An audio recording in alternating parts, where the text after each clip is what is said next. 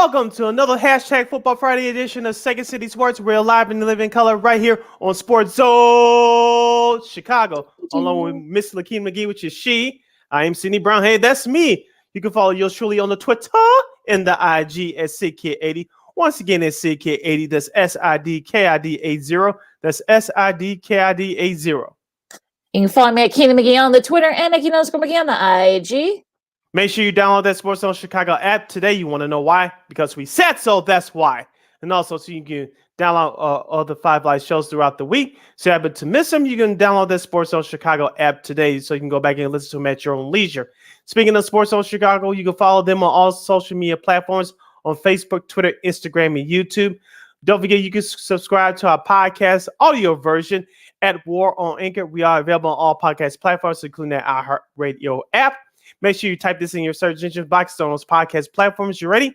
WARR on Anchor. Once again, at War on Anchor. And you can follow War Media at WARR Media on Facebook, Twitter, Instagram, and YouTube.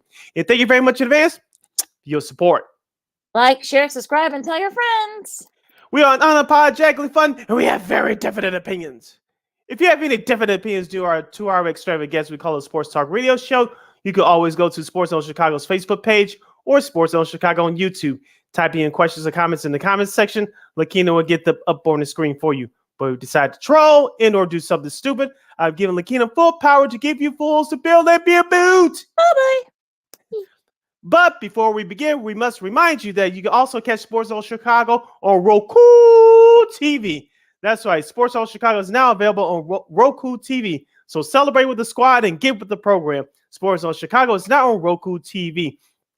Sports Zone Chicago is available on Roku TV 24 hours a day, 365 days a year, and 52 weeks out of the year. So live and on demand. So if you already have a Roku TV, just tap onto the sports folder and download Sports Zone Chicago. If you don't, you have a couple of handheld devices laying around. Just download the Roku TV app and access Sports Zone Chicago through that avenue.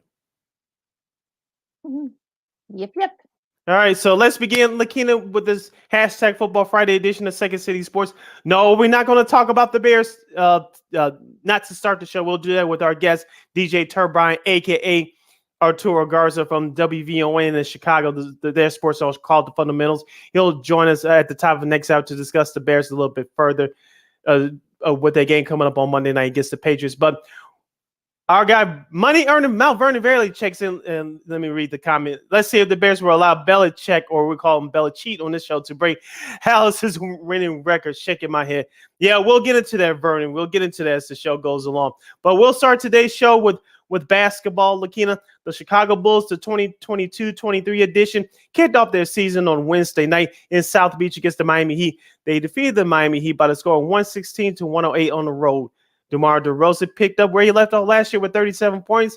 Former Bull Jimmy Butler added 24.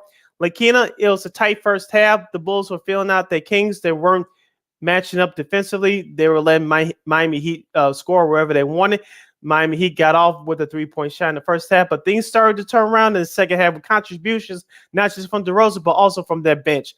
12 offensive rebounds along with 12 steals, what got the job done for the men in red. Yeah, you gotta love it. It was a total team win.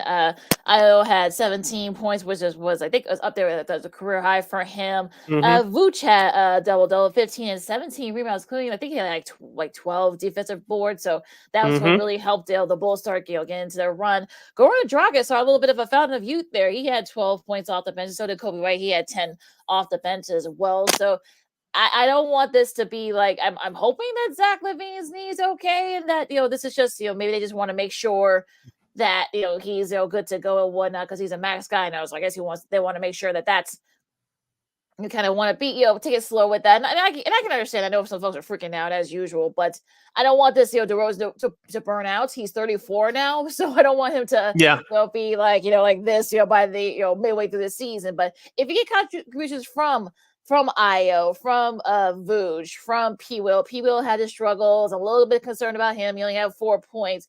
But if you had good contributions off the bench, you had Dragic with 12. Andre Drummond has some big rebounds, and Mhm. so I think if we could they can kind of like keep it going, like mix it up a little bit. Dylan Terry didn't play, so I'm sure we'll see him play tonight. I'm sure against the Wizards, but if we get contributions from everybody, I mean, let's to soften Demar's shot making a little Mhm. bit. I think that should help a little bit with the Bulls. Yeah, I don't want to get too nitpicky with this, Lakeena, but give head coach Billy Donovan credit for making some halftime adjustments. The Bulls, as I said during our monologue, that they weren't closing out defensively in the first half. They gave up too many 3-point shots, and they weren't in the faces of the Miami Heat players. And Stacey King on the Bulls broadcast pointed that out. But in the second half, it started to turn around a bit. Like I said, you saw Ayo get his hands on a couple of balls for steals. Alex Caruso, as we said last year, Lakeena, when he was signed over here, that fans are going to love him, and Bulls fans have fallen in love with him from day one. You saw Caruso, who's in the starting lineup due to the injury of Lonzo Ball as well. He stepped up, but I'm with Vernon here with the comment he brought up. Patrick Williams better get it together. We'll give him a couple more games, but if he doesn't turn around, he's going to be a whole lot of trouble. But my guy Javonte Green step up in a couple of instances as well. So it was a total team effort. I wish we had a little bit more balanced scoring, because you're going to have to pick it up. Was assuming that Zach LaVine looks like he's not going to play again tonight as they take on the Wizards, as you mentioned, in our nation's capital. But Vooch had a good game, and Stacey King brought this up on the broadcast on Wednesday. I know our guy Sean Sierra brought this up during his shows last year. Vooch got to take advantage of the matchups in the post. He started to do that. He made a couple of shots, missed a couple of shots, but he was more aggressive, as we talked about Lakeena, especially on our last show. Vucevic came into camp in shape, was ready to go. He looks slender, and he also looks more confident as well. So hopefully he continues to build on that, because the Bulls are going to need him. Yeah, especially if that's gonna be Zach's gonna be taking like a couple of games off every other game off, so that they definitely need to step up to help out DeRozan. So like he's thinner. He said himself he feels more confident. A shot maybe he took advantage of the mismatch on Wednesday. So hopefully this will be some kind of like a start of the trend there. But he kind of got the best of Bam there a couple of times. So hopefully that can continue. We'll see what they do against the Wizards tonight. Again, we're only one game in. I think there's only like maybe a couple of teams that probably played 2 games already. But for me, as of total, I know we did this, and I asked this a bunch of our panel, Josh Hicks, Matt Peck, Dave Watson, Ricky O'Donnell. You can replay that, by the way, on the YouTube site, and also on Facebook, and also too on War Media, our NBA preview from Monday. Can I get a mulligan on my Philly pick? I saw you tweeted it out last night. I know, because they did not look good against Milwaukee. They lost a tough one to Milwaukee, and Harden didn't. It was sort of like, and our buddy Matt Peck kind of said that he actually hesitated to take Harden, especially when it comes to the playoffs. I mean, he had 31 points, Harden did, but they just they try to keep it. They got to run together in the fourth, but it just wasn't enough. Yeah, as we said on our show on Monday, Doc Rivers is on the hot seat there in Philadelphia. Philadelphia has had all the talent in the last few years, but they just can't get over that hurdle. You cannot blame Ben Simmons anymore. He's in Brooklyn.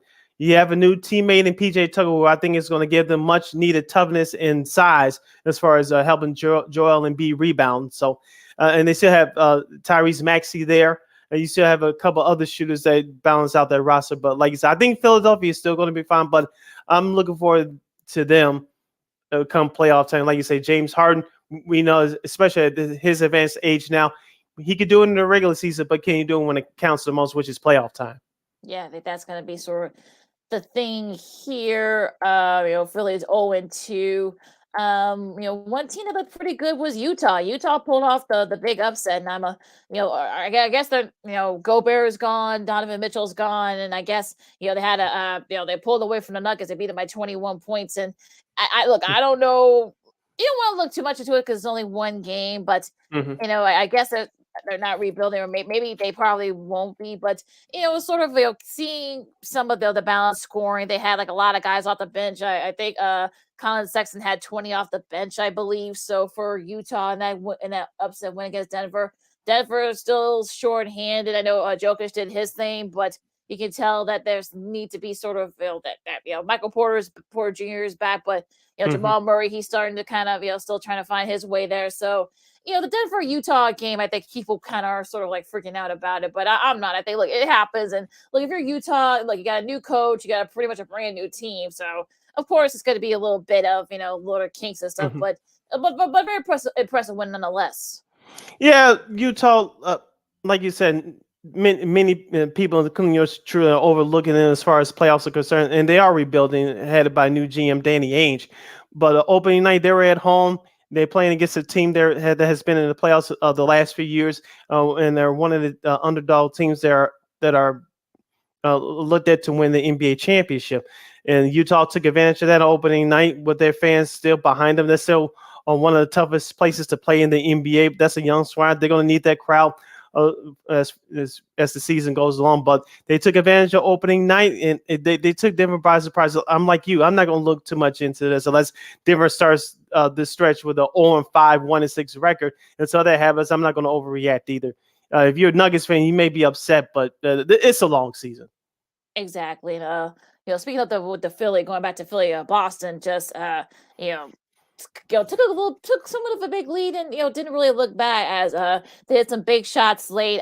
Boston beat Philly by 8 on Tuesday in opening night. Hmm. Um Tatum had his 66th career 30-point game, which passes Paul George for the most by a Celtics prior to turning 25. So it's hard to believe he's still only 22. Oddly enough, I'm talking about Tatum. But Hmm. I know that all the stuff with off the court, I don't think it'll be too much of a distraction. But you wonder, I don't know. I mean, I feel like, yeah, I don't know. I mean, like, will this be an issue for the Celtics? Maybe not. But the only thing that'll probably stop them is themselves, I think. Yeah, I agree with you. They know that Mike Udoka is not going to coach this year. He probably won't ever coach the Celtics ever again. So, like I said, they have one of their assistants taking over. So they're basically running the same system. And like you said, since the season is starting now, they could concentrate on basketball. Udoka's not going to be in distraction. So I think they'll be fine. Will they get back to the finals? I'm not sure. I think it's a few more things that have to fall their way. They're still a good team, but like you said, Udoka won't be in the distraction. You saw that on opening night.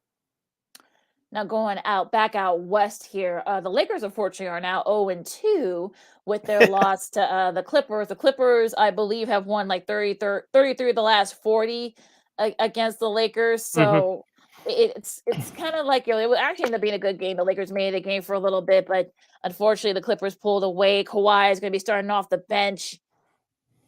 I don't like I said. What's the old? I wish I knew the over under total for the Lakers because it just isn't looking good for the Lakers at this point.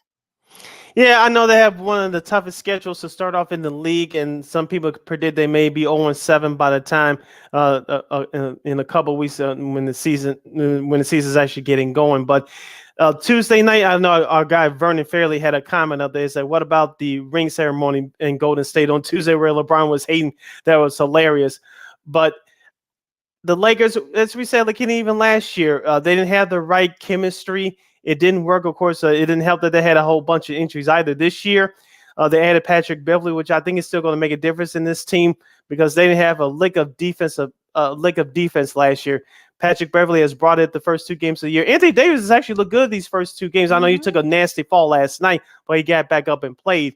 But Russell Westbrook, I think you're just waiting for the day that he gets traded, if he gets traded this year, Lakeena, because he has that hamstring injury that he suffered 1 week ago today. I know he was one of the few Laker players that played well on Tuesday, and last night I don't know what happened, but it's going to be a struggle for the Lakers. Even if they do make the playoffs, they'll have to go through the play-in tournament just to do it because look at the West is stacked, and you cannot afford to have a bad streak. Yeah, This is not even talking injuries yet. yeah. Look at what fans did to Dallas. Had that big comeback. They think they're down with like 15 or something like that. That's the fourth largest comeback to win the season opener. So in 25 years, so it sort of again that sort of proves Mhm. like how deep that West is. Yeah, that's going to be a dream. Paolo Panchero had a solid debut, even though the Magic lost to Detroit. Did you He see had, that dunk he had in the fourth yes, he quarter? did. That was Yeah, sweet. yeah, Woo-hoo! yeah. I mean, yeah, he just posterized. I don't know who that was that he dunked on, but yeah, that was a nasty dunk. Now, unfortunately, like I said, it was a losing effort, but still, a solid debut for Panchero. He's a third player over the last 3 years with 25 points, 5 rebounds, and 5 assists in his debut. Of course, joining Grant Hill and LeBron. So looking pretty good for Panchero so Yeah, Jalen far. Ivey is the truth too. That draft pick out of Purdue for Detroit. Mm-hmm. They're going to be interesting to watch this year. I know they got Bogan Bogdanovic, and he had a great debut with the Pistons on Wednesday. So Detroit, I'm not saying they're going to the playoffs or anything like that, but they're going to be interesting to watch this year. You may not count that team as an easy win. Right. No, absolutely. Going through some of the key games real quick when I know we're up against it. New Orleans and Charlotte both are 1-0. New Orleans looked really good. Like Zion looked really good. Let's see if he can keep it up. Yeah, they destroyed Brooklyn on the road. Yes, they did. Ooh, oh yeah, the Brooklyn might have their own issues. We'll probably get to that on Monday. San Antonio and Indiana, 6:00. Also, two, of course, Bulls and Wizards, Orlando and Atlanta, Toronto and Brooklyn. We'll see if Brooklyn can figure things out. Boston and Miami, and Detroit and New York. New York are unfortunately 0-1. They did not look good on Wednesday. Yeah, Memphis beat them in overtime at home in their home debut. Like I said, the Celtics Heat game tonight. That's the first game of the ESPN doubleheader. That's at 6:30. Of course, running down the rest of the schedule for tonight. Utah and Minnesota. Minnesota barely beat OKC on opening night. Nuggets are at the Warriors. That's the second game of the ESPN Friday doubleheader tonight. That's at 9:00. And then, of course, the Suns at the Trailblazers at 9 p.m. And then, of course, on Saturday, the Bulls have their home opener against Cleveland at 7:00.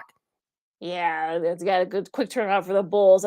First game of the NBA TV doubleheader, we got San Antonio and Philly. We'll see if Philly can, get things going. Detroit, Indiana, Boston, Orlando, Toronto, and Miami. That should be a fun one. Houston and Milwaukee, Memphis and Dallas. That should be a good one. That's the second half of that NBA TV doubleheader. OKC and Denver, Clippers and the Kings. Yeah, the Clippers will be one of the teams I'll be watching for this year. Of course, you'll truly pick them to win the NBA title, so we'll see what happens there. Now, your schedule for Sunday at 2:30, right in the middle of the football schedule. Portland at the Lakers, formerly known as Staples Center, at 2:30. The Charlotte Hornets at the Atlanta Hawks at 4:00. At 6:00 on NBA TV for Sunday, the Wizards at the Cavaliers. That should be an interesting one. At the same time at 6:00, Utah at New Orleans.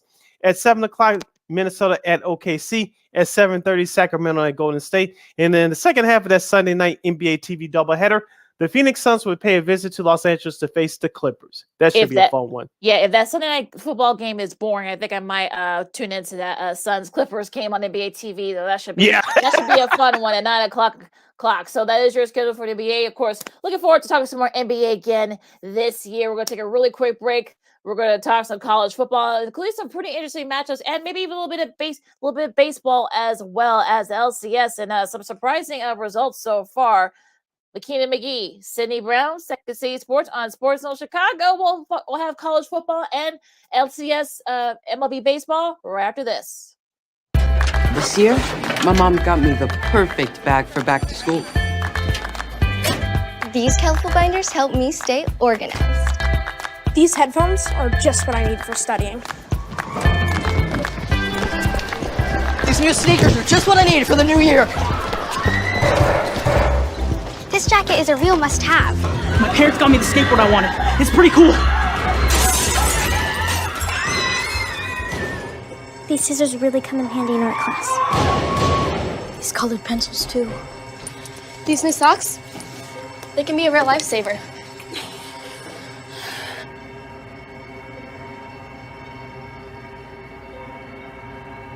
I finally got my own phone to stay in touch with my mom.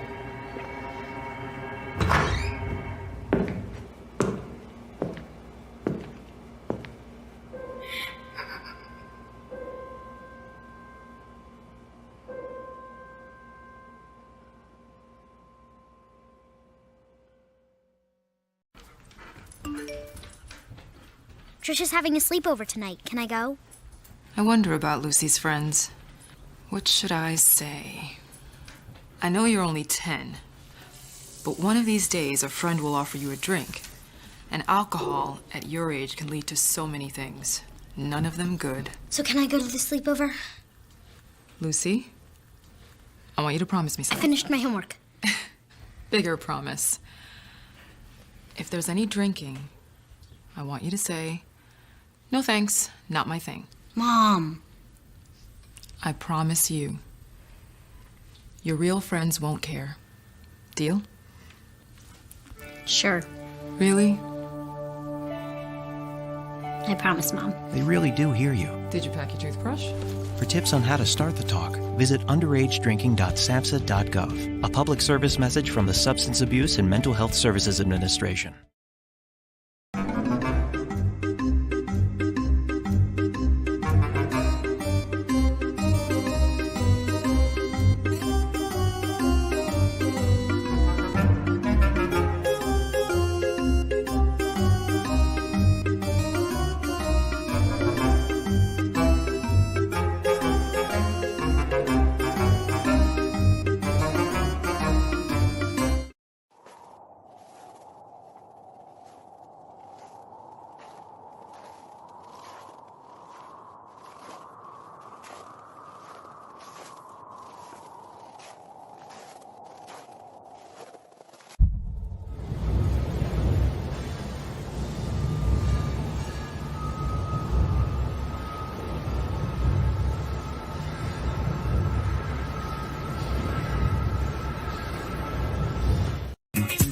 Hey, this is Dr. J, and I listen to Sean and Maya in the morning.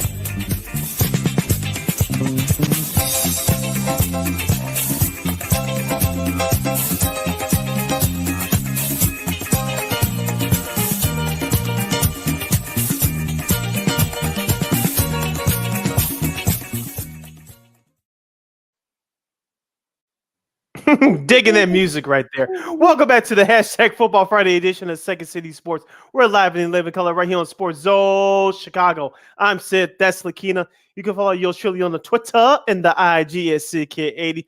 Once again, it's SidKid80. That's SIDKID80. That's SIDKID80. You can follow me at Keena McGee on the Twitter and at Keena_McGee on the IG. And if you have a question or comment for us, we have less than 90 minutes left of this extravaganza we call a Sports Talk Radio Show. You can go to Sports Zone Chicago's Facebook page or Sports Zone Chicago on YouTube. Typing in questions or comments in the comments section, Lakeena will get them up on the screen for you. Around this time, we preview the week that is from the world of college football. And I can't believe it, Lakeena. This is week number 8 in college football. Of course, to find the line, I have the week off, but that doesn't mean that we have other games to talk about. We had two that were played last night on Thursday. Virginia gets by Georgia Tech 16-9, while Troy University gets by South Alabama in the Sun Belt battle 10-6. Yeah, that was definitely a barn burner. That one was. Going to tonight's game, we got Tulsa and Temple. That's a Friday night game on ESPN2 at 6:30, and UAB against Western Kentucky. That game is on CBS Sports Network. So that should be a fun one there. All right, so let's go to tomorrow's action starting at 11 o'clock on Fox's Big News Saturday. As number 2 ranked Ohio State, the Buckeyes at the Horseshoe will host 3-3 Iowa Hawkeyes. The Ohio State Buckeyes are 30-point favorites. The over-under total is set at 50. Look for CJ Stroud to do his thing in the air for the Buckeyes. He has 24 touchdown passes on the season. As far as their running back is concerned, Myron Williams has 8 rushing touchdowns on the year. And Emeka Ibuka, if I pronounce that correctly, Lakeena, correct me if I'm wrong. He has 6 receiving touchdowns on the year on 35 receptions. Lakeena, I don't think Iowa has a chance tomorrow. I'll be surprised if Iowa covers that 30 points. Yeah, that's probably what might happen there. I think that 30 is definitely a push. So I don't think we all know Iowa will probably not have trouble with the Hawkeyes. Tennessee takes a little bit of a break from that loss. Hopefully, they should be just fine against facing in-state rival, not rival, but they're in-state. Tennessee Marnell. Mm-hmm. That's on SEC Network, kind of like where that some SEC teams do that in the middle of the season. Play FCS team. In this case, they're playing one of their in-state folks. Sort of the big one here on ABC at 11 a.m. Tomorrow you got Clemson at 7-0, and their place is Syracuse, who is 6-0, are who I like to call the Fine Dave Kerners, our buddy from WBBM. He's a Syracuse grad. This is going to be Syracuse's first big test. I mean, I know they beat Purdue, but the Tigers are getting better on defense. DJ Uolier has been really good so far this year. Will Shipley, I should say, has been really solid for them. So this I'm not saying that Clemson should be on upset alert, but I think this will definitely be the first big test for Syracuse. Clemson's favored by 2 touchdowns, 14 points even. The over-under total is 49. If Syracuse wants to pull off the upset, they're going to run the ball consistently with Sean Tucker. He has 6 rushing touchdowns on the year off 124 carries. Arande Gasson the second. I said this last week, Lakeena. We get no. I remember his daddy playing, but he has 5 receiving touchdowns on the year off of 31 receptions. If Syracuse has a chance at the upset, they need to run the ball to keep that Clemson defense on his toes and hit them over the top with Ryan Gasson the second. On defense, Syracuse has to stay disciplined. Do not take any dumb penalties and force a couple of turnovers and get to that quarterback. I'll say the over under. I'll set the number at 3 sacks. If Syracuse can sack the quarterback, Clemson's quarterback 3 times, I think they'll win this ball game. Might be interesting. But like I said, this could be the first big test for the Orange so far. In the America, you got the Cincinnati against SMU. SMU is 3-3. Cincinnati, they were number 21. They're 5-1. SMU gave them a lot of fits, so that was a totally different team, Bearcats team. But that should be an interesting one down there in Dallas. Kansas and Baylor. That's also another 11 a.m. game on ESPN2. Kansas had a couple of back-to-back tough losses. Baylor had a tough loss, so it'll be interesting to see how both these teams bounce back. That should be a fun one on ESPN2.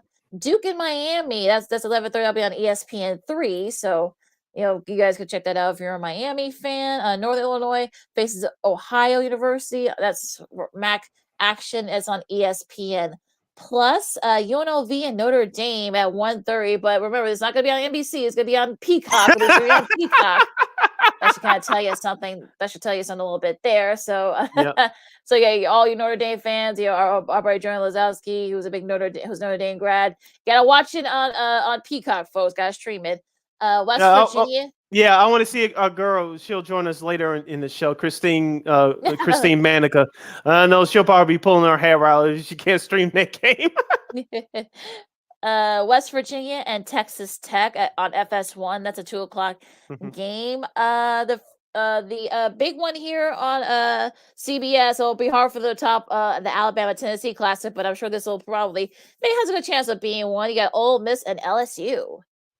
I think this is a bigger test for Ole Miss, and here's why. Because LSU is usually great at home at Tiger Stadium. I know they're 5-2 on the year, 3-1 in the SEC play.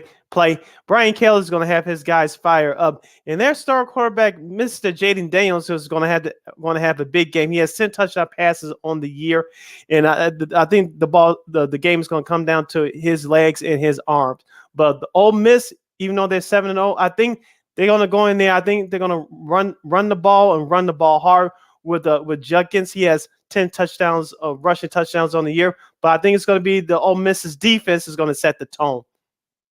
Yeah, definitely. So this should be a fun one down in Baton Rouge. LSU is favored by 2 points. Okay, so I guess it's definitely a pick 'em. I guess because they're at home, they're at Tiger Stadium, so I guess that's probably why LSU is a slight favorite. Should be a good one here in the Pac-12. They'll be on Fox. This should be interesting. The game that guys will be here over there in Eugene. You got number 9 UCLA and number 10 Oregon, both coming off a bye last week. So this should be a lot of fun. I'm really looking forward to this matchup.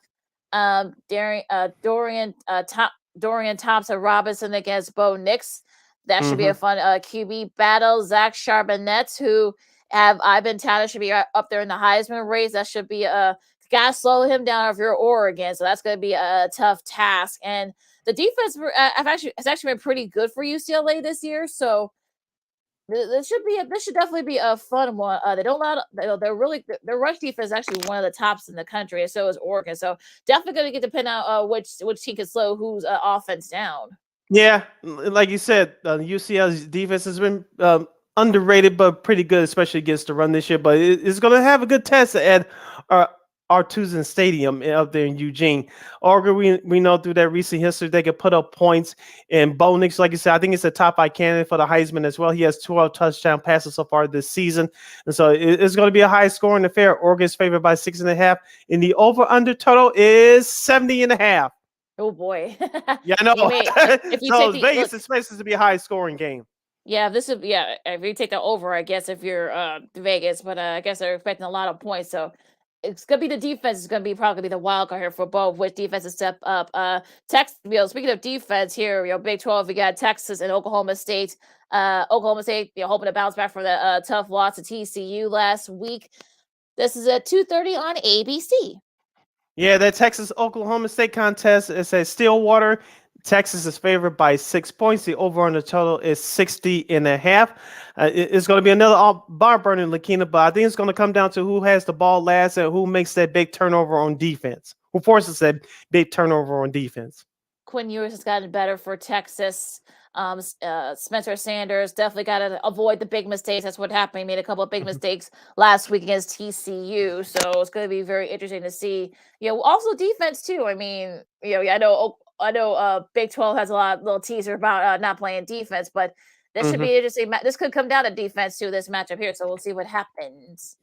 Yeah, 2:30 p.m. on ESPN. We have 5-2 Purdue, 3-1 Big Ten. They'll travel to Camp Randall in Madison, Wisconsin to face the Wisconsin Badgers.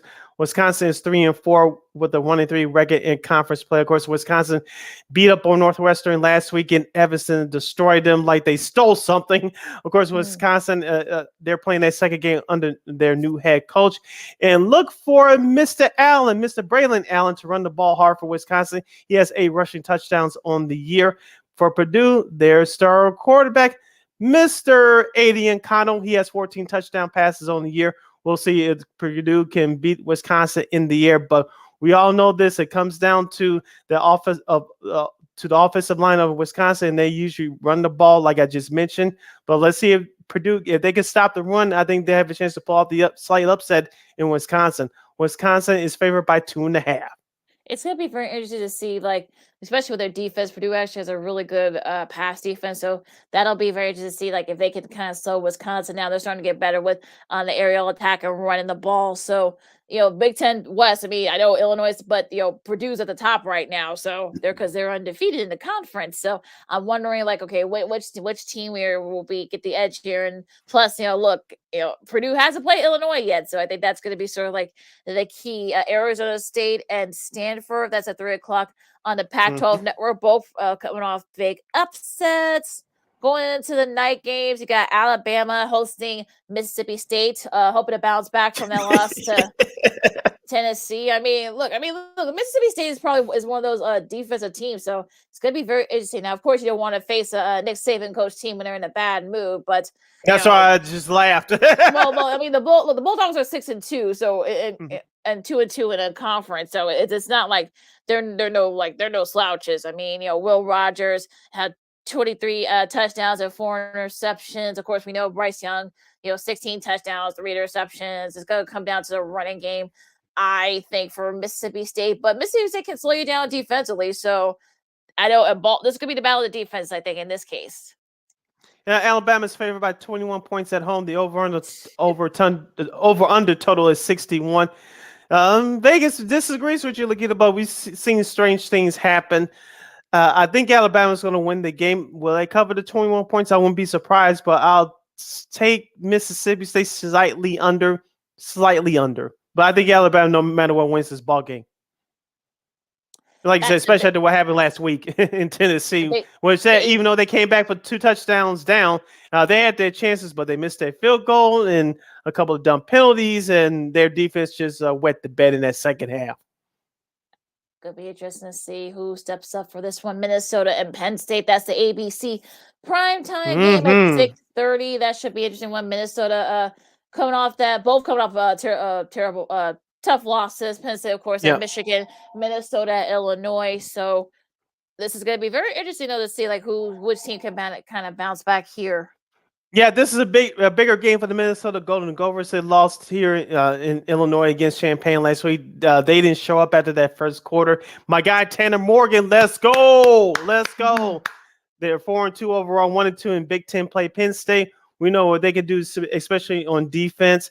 And their star wide receiver, Mr. Parker Washington, who has 318 yards receiving on the season. It's time for him to step up and catch a couple of touchdowns. I think he's going to be key for that Penn State offense. I think it's going to be close, but I'm going to stick my neck out there. I'm going with Minnesota in the upset. I know Penn State's favored by 4.5, but I'm going to stick my neck out and go with Minnesota. Should be a fun one over there in Happy Valley. Not gonna be very happy Yeah. with you, Sid.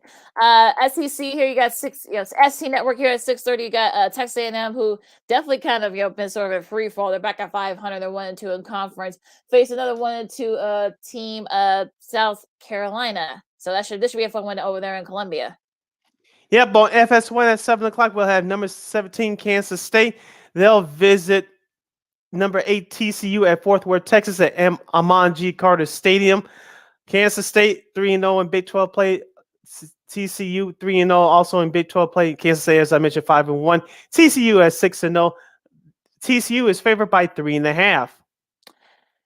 Definitely a pick 'em here. Could they're both 3-0 in conference, so this is going to be very interesting to see like who has the edge here. Could be a sort of a big step towards the Big 12 title game. But Adrian Martinez and Max Dugan, the two quarterbacks, it should be a fun one. It's going to be really the defenses too. I feel like as is usually with the Big 12. The Big 12 always is accused of not playing a lot of defense. So definitely see which defenses step up here. Let's see, Colorado and Oregon State, the capper here, Washington and Cal. Always have fun with those two teams battle it out. That's the late game on ESPN. Also, San Diego State and Nevada. That's the CBS Sports Network. And that is your schedule for Week 8 in college football. All right, you listening to Second City Sports, the hashtag Football Friday edition. We're live in living color right here on Sports on Chicago. I'm Sid, that's Lakeena. We have a few minutes left, Lakeena, before we close up shop for hour number 1. Let's get into some baseball. Of course, the National League Championship Series between the Philadelphia Phillies and the San Diego Padres are tied at a game apiece, that best of 7 series. It continues tonight at 6:37 p.m. Central Standard Time on FS1. The series now moves to Philadelphia. Remember, it's a 2-3-2 format, so it'll be in Philadelphia for the stay over the weekend, tonight, tomorrow, and Sunday. This series, as I mentioned, is tied up at 1 game apiece. Joe Musgrove will be your starting pitcher tonight for the San Diego Padres. Of course, the Padres bounced back and won Game 2 in comeback fashion, while the Philadelphia Phillies stole Game 1. Lakeena, who has the advantage tonight as the series moves to brotherly love. The city of brotherly love. Yeah, Zach. Using air quotes here. Zach Wheeler just hammered the Padres in Game 1. That was one of the reasons why they were able to steal that game. We're talking about the Phillies. Austin Nola got the better of his brother Aaron, in that matchup. So, definitely even out as it goes to Philly. Joe Musgrove, we'll see. I'm sure, they're going to be, the Phillies are going to be looking through behind his ears, I'm sure, to make sure that they're greased up behind the ears. The Ranger Suarez, they face each other. That should be an interesting matchup here. So, it's going to be kind of interesting if the Phillies can kind of shut them down, as they've proven they've done that. Manny Machado and such, Kyle Schwarber, looks like Bryce Harper is starting to kind of get it together a little bit. So if they can, it's going to really depend on who. I know pitching, yes, of course, that's important, but who can score? And that's going to be the key, I feel like, for especially with this pivotal series coming up. And, Petco Park in San Diego is a pitcher-friendly ballpark, but Citizens Bank Ballpark in Philadelphia, that's a Cracker Jack box, just like Sox Park here in Chicago on the south side. So I expect Kyle Schwarber's bat to continue to heat up along with Bryce Harper. Bryce Harper's had a nice postseason so far with the bat for the Philadelphia Phillies in his Phillies postseason debut. So I think it's going to be about scoring, but whose bullpen is going to step up late? And San Diego has a good bullpen, but can Philadelphia make that response at home? And I think that's going to be sort of the question here, especially like we've been saying. It's going to be interesting to see like who kind of gets that edge, because both teams can kind of be as tricky, especially when it comes to hitting.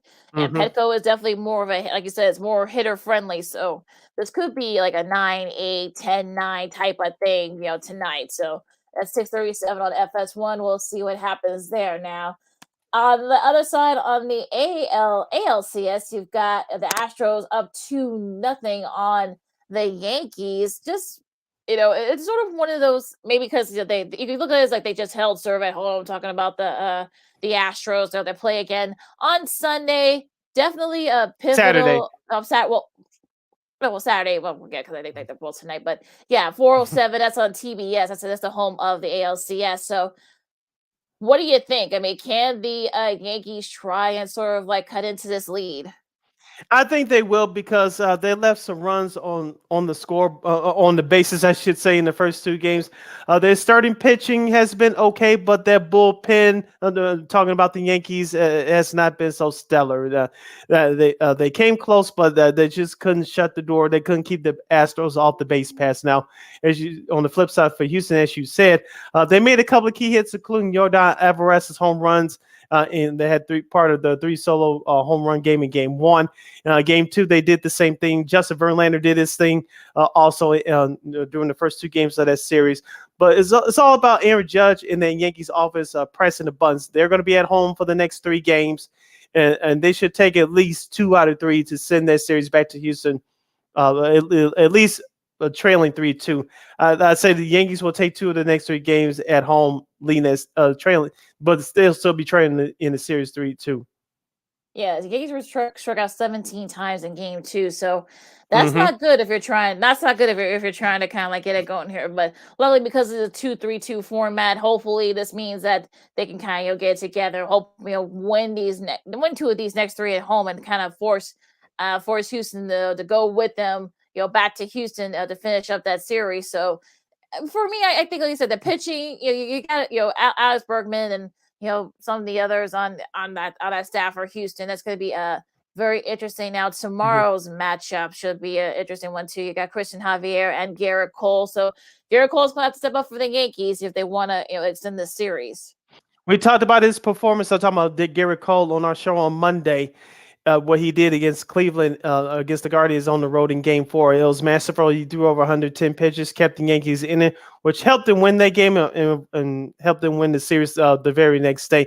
He's going to have that performance again tomorrow as his team is down 2-0. Houston, as I mentioned, they're in the driver's seat. Their bullpen is one of the best, if not the best, in baseball. We've seen that so far through the first 2 games. They just haven't had enough offense to let the bullpen do its thing. But the Yankees bats must wake up, and they must be aggressive on the base pass, because if they're not, they're going to go home by the time we get back here on Monday.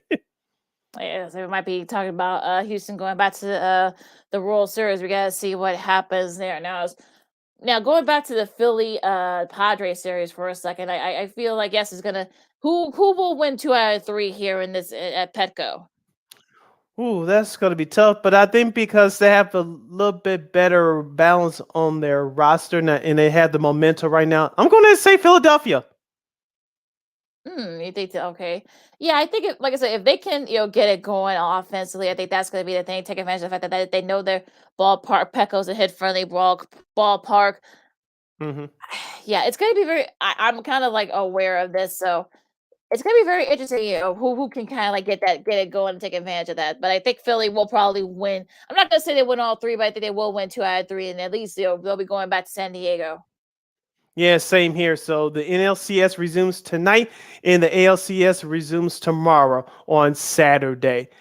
Stay tuned for more sports and more fun as Second City Sports #Football Friday edition continues. Up next is a good friend of the show from WVON Chicago's sports show, The Fundamentals.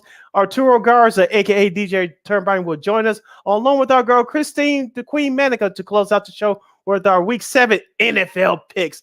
I'm Sid. That's Lakeena. You're listening to Sports Zone Chicago. No, I don't know, though. I'm scared. I mean, you're so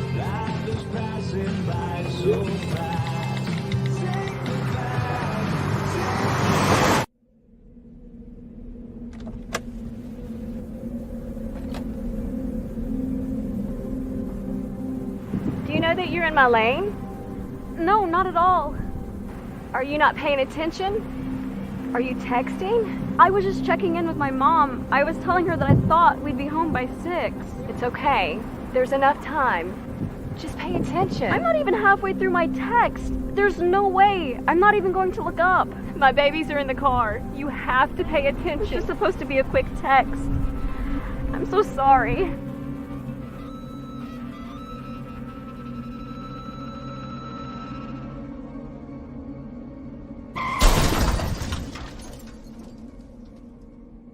Hi, I'm Tom Brady, the director of DODEA. September is National Suicide Prevention and Awareness Month.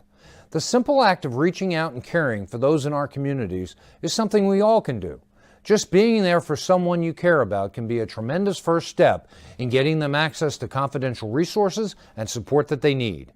It only takes one person and one small act and 1 minute to make a difference. Let's make a difference.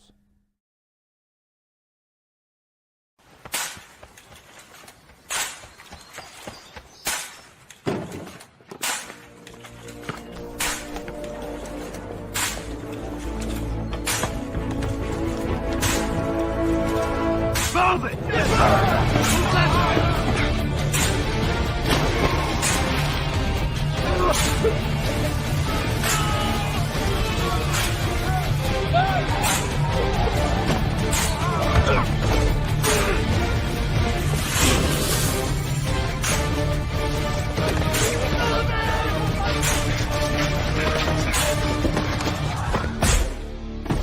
Many will hear the calling. Few will earn the title. United States Marine. The few, the proud, the Marines.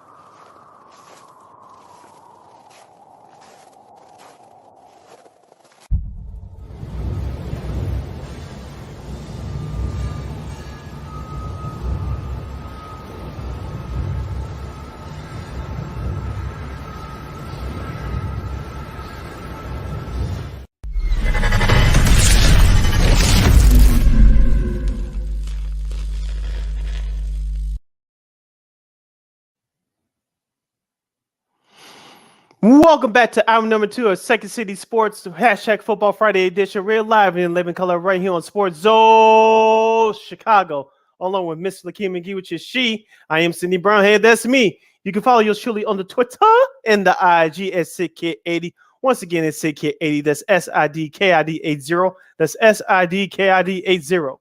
You can follow me at Lakeena McGee on the Twitter and at Lakeena McGee on the IG. We got less than an hour left of this extraordinary program we call a Sports Talk Radio Show. You want to get at us, including our next guest, you can go to Sports Zone Chicago's Facebook page or Sports Zone Chicago on YouTube. Type in your questions or comments in the comments section. Lakeena will get them up on the screen for you.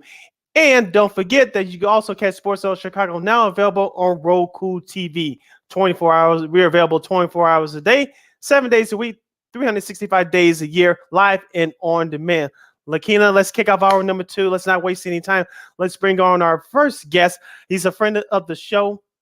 He's from WVON's Chicago's their sports show, The Fundamentals. He co-hosts that show with the Titus T. Dub Williams. You can listen to that show every Friday from 9 p.m. to 12 midnight on WVON. If you live outside the Chicago area, don't sweat it. Just download that free iHeartRadio app. Type in WVON Chicago. You can access that program right there. Let's not waste any time. Let's bring on our good friend, Mr. Arturo Garza, a.k.a. DJ Turnbine. Arturo, welcome back to the show, my man. How are you? Doing good. How are you? How are you? Appreciate you guys. I'm doing great. I'm doing great right now, especially after this Bulls win. I needed it after a week of 2 Bears losses, so I'm getting better. We'll spare the Bears talk for a few minutes, and we'll start off with the Chicago Bulls. Of course, they defeated the Miami Heat in that series, season opener on Wednesday, 116-108. Zach LaVine didn't play, but DeMar DeRozan picked up where he left off last year with 37 points. Where he left off in the Drew League too. And Ayo Dosunmu started at point guard, struggled a little bit, but he picked up the pace. Of course, you have new guys with Gordon Dragic, who did well. Andre Drummond did well, along with Javante Green. What did you think about the Bulls' performance on Wednesday? Me personally, I thought it was a tale of two halves. The first half, they struggled, especially defensively, but they picked it up in the second half, especially shooting from the outside to get the win.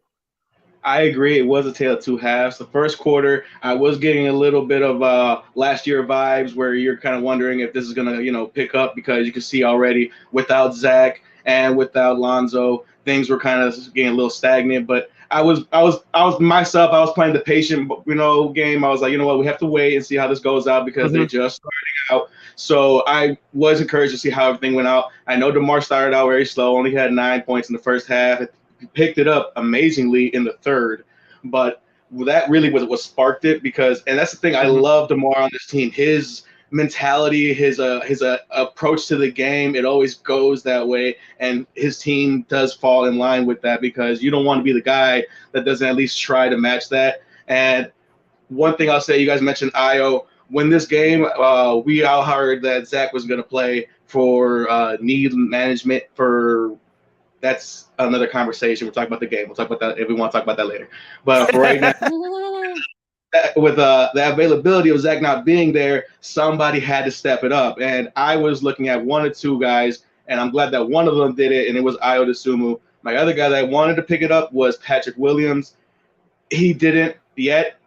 I'll put a little pin in that for right now. But for what Ayo did, especially at the point guard position, it was awesome. I think he just needed to get his, a little bit comfortable, because when you think about it, this is really a situation where, hey, going into it, let's be honest, behind closed doors, he probably already had that conversation of, hey, this is your job to lose, quote unquote. But he had that mentality going in. I'm going to be the point guard going into this team. So with that happening, I believe what ultimately he just needed to get those nerves calm, and he did great.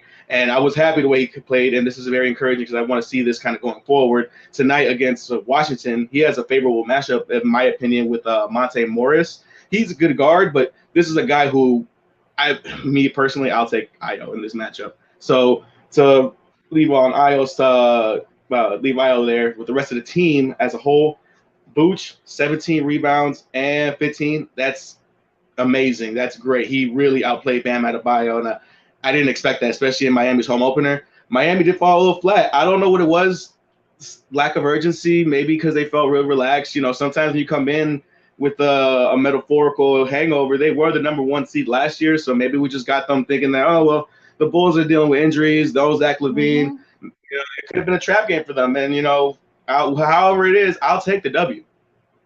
Yeah, absolutely. How concerned are you with Patrick Williams? He had his struggles.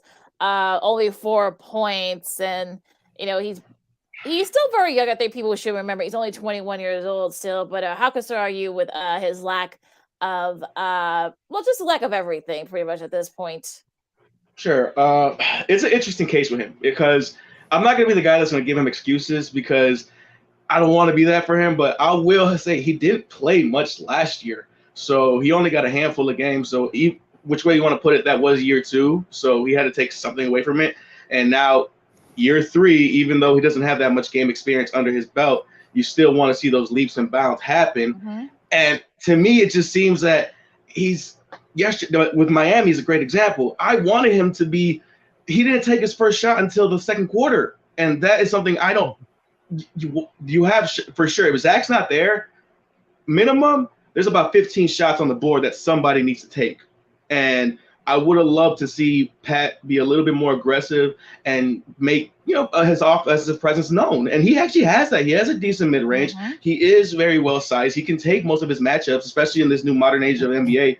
You're playing a lot of small ball. So his matchup, I believe, was Caleb Martin. And size-wise, he could have done a little bit of damage there. But it just seems that he's a little trigger shy here. And he might still have the mentality of that young kid. And we have to remember that he is very young. He's not that old. Ayo is older than him. Kobe is older than him. Even though Pat's been here longer, Pat was only 19 when we got him. So he still might be, for all intents and purposes, trying to become more of an NBA man than, in front of our eyes right now. So that could be part of the situation. Like I said, I don't want to give him more excuses, because all I keep hearing is potential. potential doesn't win games. I want to see you win games right now. And this next couple games, he has a very tough schedule. He has Washington tonight. That's going to be Kyle Kuzma, who he's going to be facing. I believe tomorrow is going to be Cleveland, and Evan Mobley. He is very good. Trust me, he's young buck. He's going to be very active. And then Monday we have, I believe, who was the matchup? I believe on Monday, Boston. That's going to be Jason Tatum. So his next 3 games, he is not going to get any rest on the defensive side. So he needs to understand that you can't just play these guys on the defensive side. You got to be aggressive too on offense and make them work. It's a two-way street here. If you get them to work on offense and on defense, by the fourth quarter, we'll see who's gasping. Yeah, we're talking Bulls basketball with our good friend Arturo Garza, a.k.a. DJ Turnbine from the Fundamentals WVON Chicago Sports Show. You can catch that tonight at 9 p.m. to midnight on WVON in the free iHeartRadio app. Just type in WVON Chicago. He's hanging out with us on the Friday edition of Second City Sports Zone Chicago. Sid Lakeena here with you.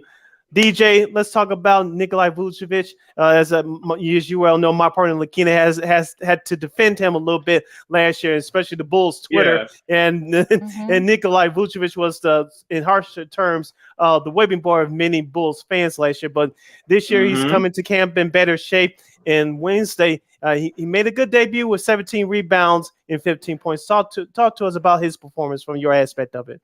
You want to talk about that also? I think defensively, he had 3 blocks? Yes. I will take that. 17 rebounds, 3 blocks. That's a presence in the paint that people were complaining last year. Vooch is pretty much trying to show these guys okay, well, what else you want to complain about? And I do also say that the fact that you have Andre Drummond coming off the bench, to spell him, it does take a lot of weight off his shoulders because, Andre only had about 9 and 15, 5 rebounds, I believe. But it helps because you can see that now Vooch is coming off a little bit more. He's fresher. He's trying to get more aggressive. And he was trying to get in the paint. I saw him multiple times. The Bulls need to be more aware of when he's in the paint. You heard Stacey King constantly saying, mouse in the house, mouse in the house. How many have Martin on his backside? That is cookies. This man can literally bully him. And I'm not trying to say that in a mean term. This is basketball terms. But I'm just saying, Vooch could really done a lot of damage down there. And also, Bam Adebayo was having a bad game. Bam will not always have a bad game like that. So fortunate for the Bulls, it fell on our schedule where he had that game right now. But Vooch honestly is going to be doing better right now, especially with Zach being gone. Even tonight with the Wizards, he's going to be out. I do expect this DeMar and Vooch to be running the offense a little bit more. This might be more what Vooch is accustomed to because usually when Zach's in it, he's your 3 option. But tonight and last Wednesday, he had to be your number 2 option by default. And that is closer to a role that he was playing in Orlando, closer to a number 1. Because, at least when you're number 1 and number 2, it's pretty much, someone's to take that shot. And DeMar, it helped. So let's just to say the least. Yeah, absolutely. What do you expect from Dalen Terry? He didn't play on Wednesday, but what are you expecting from him? I told you he was all defense in the Pac-12, so he's definitely going to bring that defensive aspect to the game here. But what's your ceiling for him this year? Fortunately, right now, I don't see us going like the Clippers. They're going saying 11 deep right now, which that's a problem in itself. It's a good problem to figure out. I don't see that here in Chicago. We're going to get to probably a 9 to 8 man rotation. Whoever gets comfy, even when you figure in Zach back into it, someone's going to get pushed out. But barring injury, he's going to be spending time just pretty much doing what he did Wednesday, and that was jumping a lot, cheering for his teammates and getting hyped for breakaway dunks. Yeah. And speaking of the rest of the NBA, Arturo, of course, on our preview show on Monday, I picked the Clippers to win the title. I know they beat the Lakers last night, but even though good one. But even though this new season has been a couple of days old, what has impressed you so far as performances and teams, and what stood out to you from for opening night the last couple of nights? Let me think around the league. One. Surprise? I'll say surprise when Utah beat Denver the other night. That was a surprise. I didn't expect that to happen, especially with the fact that everyone's pretty much having Utah being a rebuilding team this year.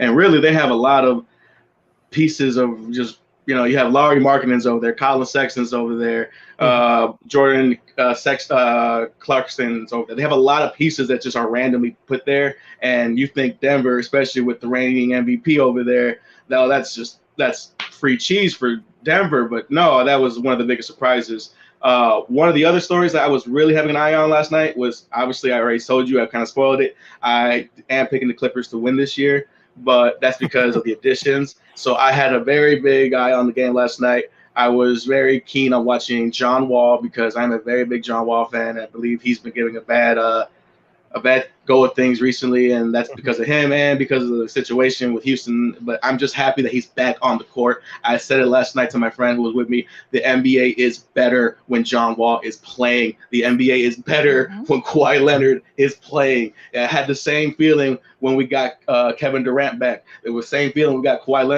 Klay Thompson back. It's just, I looked around the league last night and realized I think this is the first time we're clear on injuries. You know, the Bulls, Lonzo Ball's hurt, unfortunately. But, the big name, big tier players, I think it's the first time in a while we had just a clean slate of everyone's on the field. So it's going to be a very fun year to play. And like I said last night, I just wanted to see Kawhi get back into it. I wanted to see John get into it. And it was a great performance. And I feel like the Clippers was just day one of their march to the finals. What did you think about that dunk with Orlando's rookie over the Pistons the other night? Impressive. I thought it was that was bad. I couldn't help but realize I didn't see it coming like that, but I was like, okay, all right, we'll see how this goes. But I just don't want to. I never want to be the guy on that receiving end. You never want to be the wrong side of a poster. Right. Well, that's true. Who's your MVP? So far this year, it's too early. If I had to pick anybody, what's your prediction? Who's your prediction for MVP? How about that? Going into the season, I was going to go with Giannis because I feel like Milwaukee is kind of one of those situations where they're becoming an afterthought, but they don't want to be an afterthought in a sense because they haven't really taken any steps back. To be honest, they're still a very tough team in the East, and they should be the favorites alongside with Philly to make a deep run to the playoffs. And I feel that's where I feel like Giannis. He's a motivated player, and I feel like he's going to take that personally. And this year, you might see Giannis really go back to the MVP form he did a couple years ago. Yeah.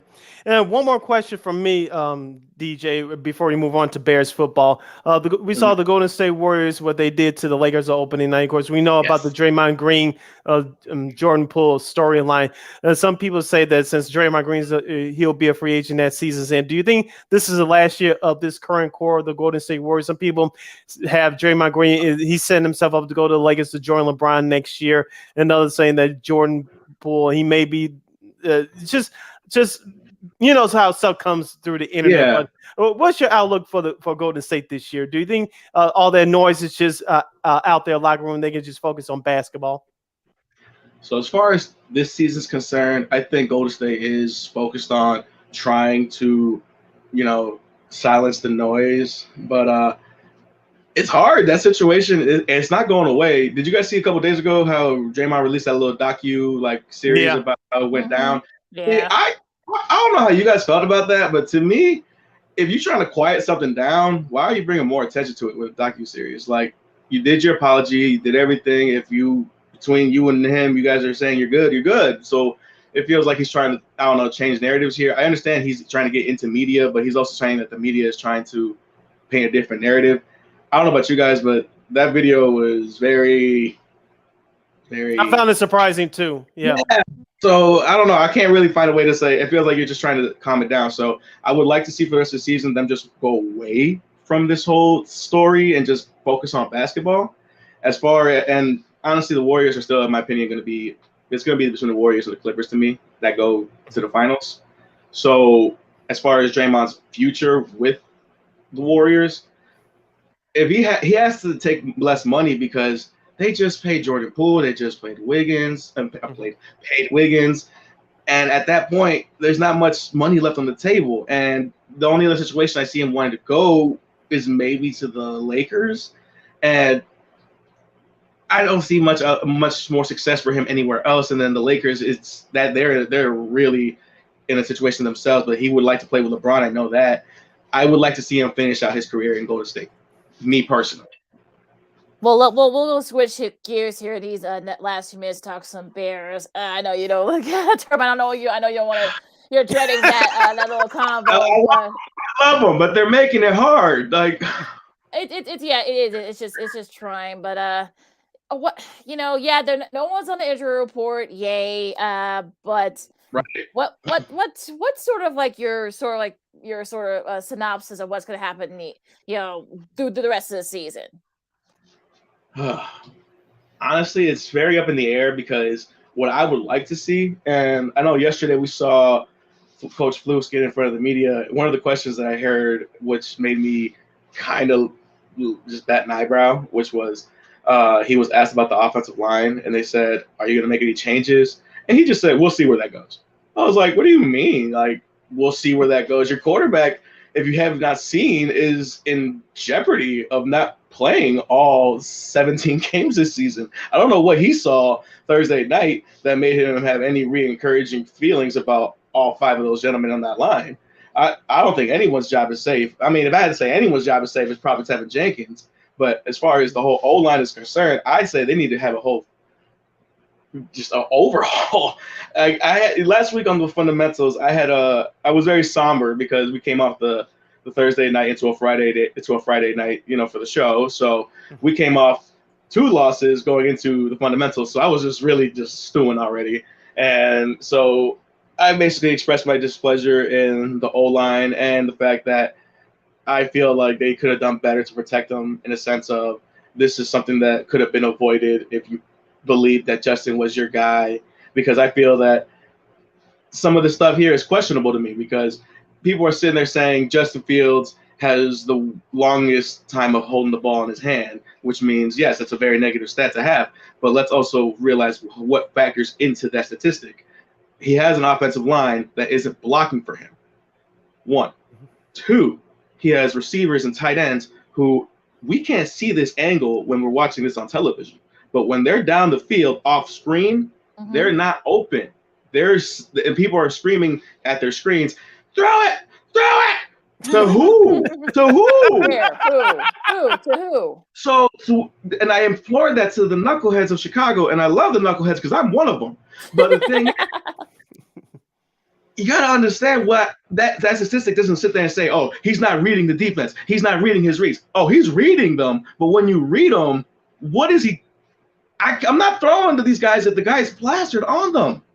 So at this point, I'm saying we need to get to a situation where, A, the offensive line is in a situation where they can succeed. If that means retaking everybody and reevaluating, I feel like there is enough, because what's already on the field is not adequate enough to be at least average. So there has to be more on the bench that could possibly supplement here. And one of the things I also said on the fundamentals last week was, I don't know if this coaching staff is confusing youth and athleticism as a better factor than experience, because there are players on this team with experience. And I'm going to use 2 guys as an example here.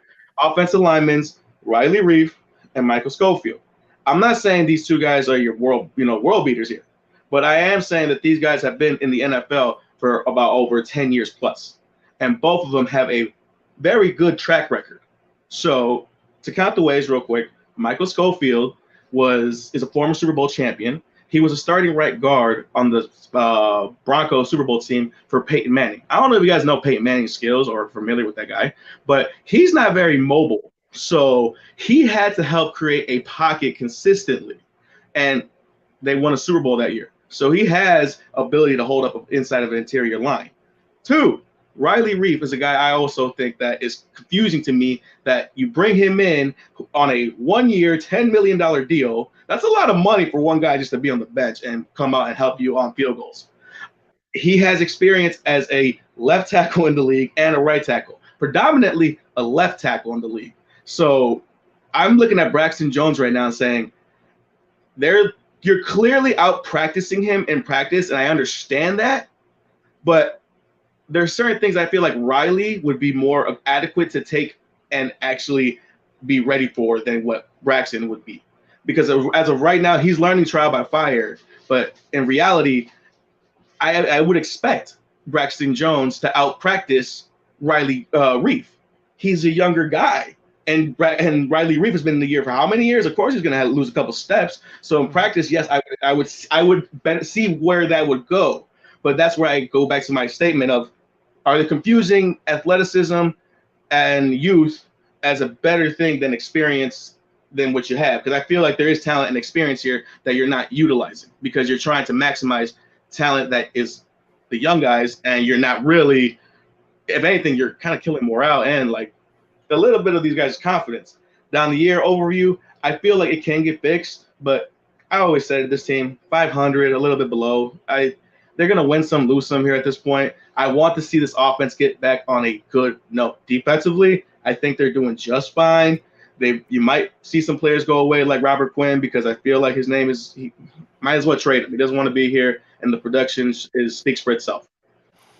Last moment or two with Arturo Garza, a.k.a. DJ Turnbine from the Fundamental Sports Show on WVON Chicago. He's hanging out with us on the Friday edition of Second City Sports. We're live in living color on Sports Zone Chicago. Sid, Lakeena here with you, hanging out with you.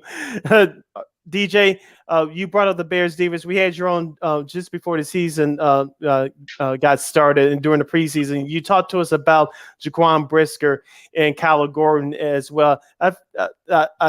I hate to say this phrase, but I feel like those two guys are starting to come on a bit. Both of them are rookies, obviously. They still have some work to do, but you can see them improving every week, even though the Bears' run defense stinks. But that secondary looks like it's starting to come together, especially with now veteran Eddie Jackson back in the mix. If anything, that is the strength of this defense right now. And the fact that you get Jalen Johnson back in the mix, it just makes it even stronger. Kyler Gordon, you mentioned it early on. They had to get on. Kyler was being bullied. He was being picked on. They knew he was the rookie, and they were going to him, and he had to learn trial by fire. The Green Bay game was really bad, but sometimes you got to get beat like that to understand that I don't want to get beat like that again. So, and he's come on good. He's been doing his thing. He's had to supplement, especially when Jalen was out. And Jaquan, I'm liking it. I still want to see a little bit more from Jaquan, and I feel like he's still trying to get acclimated to game speed because sometimes the game comes to you a little bit faster than this. And the big story of the secondary and the biggest, I guess, the most feel-good story so far of the year for the Chicago Bears, if there is a feel-good story, is that Eddie Jackson is returning to prominence. All right. Last question from me. What's your final record for the Bears? I had them early on at 8-9, and right now it's on course, but I don't know if that's going to be what I want. At this point, I'm going to go 8-9. Let's go 7-10. All right, that's where I had the Bears as well, 7-10 on the season. It should be interesting. Of course, they have the Patriots on Monday night on the road. And of course, the week after that, they're at Dallas. Dallas usually gives up a game or two that they're not supposed to lose to. So that could be possible. Then the week after that, the first Sunday in November, they host Detroit. So that should be a win right there. We got some win games here. Yeah, you do. I know they played the Falcons and the Jets also too after Thanksgiving. So, and then you have those 4 home games, I believe, after that bye weekend. 3 home games, after December. So, they could. As I said, Lakeena knows this. I said this before the season started. The Bears are going to lose a couple of games they're not supposed to lose, and then they'll steal a couple of games. So it's kind of this team is basically in the middle. So I think we'll still see that as the season goes along. But I'm with you. That offense should be much improved as the season goes along. If it doesn't, and there's going to be some major problems going into the off season. And I don't care how much salary cap space you have, that offense has got to be fixed on the field. Yeah. All right, that's DJ Turnbine, a.k.a. Arturo Garza he's the co-host of the Fundamental Sports Show on WVON with our good friend, Mr. Titus T-Dub Williams. You can catch him tonight and every Friday night from 9 p.m. to 12 midnight on WVON Chicago. For those of you that live outside the Chicago area, and those who live in Chicagoland area, download that free iHeartRadio app. Just type in WVON Chicago. You can catch the Fundamentals Sports Show right there. Arturo, what's on the show tonight for you guys? Tonight we're going over the Bulls preview because the game's going to be going on tonight with the Wizards, so we're going to break that down afterwards. So we're going to have a little post-game fun with that, and also preview Monday Night Football, as well as there's not much to talk about the Bears this week, obviously, but preview Monday Night Football. All right. Arturo, thank you so much for joining us, and tell Titus we said hi, and he owes us another visit. Yes. Definitely. I'll get him on here. All right. Thanks, DJ. Have a good day and keep up the great work. Okay. You guys as well. Thank you for having me on. Thanks, all right. stay No safe, problem. DJ. All right, that was DJ Turnbine, aka Arturo Garza from the Fundamental Sports Show on WVON in Chicago. You can catch that show tonight and every Friday night from 9 p.m. to midnight on WVON. Make sure you download the free iHeartRadio app. Type in WVON Chicago, and you'll get the sports show, The Fundamentals. That's tonight and every Friday night starting at 9 p.m.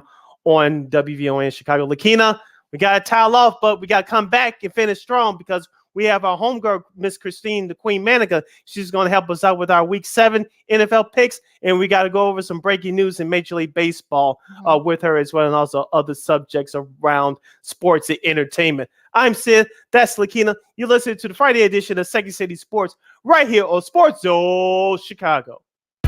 This year, my mom got me the perfect bag for back to school. These colorful binders help me stay organized. These headphones are just what I need for studying. These new sneakers are just what I needed for the new year. This jacket is a real must-have. My parents got me the skateboard I wanted. It's pretty cool. These scissors really come in handy in art class. These colored pencils, too. These new socks, they can be a real lifesaver.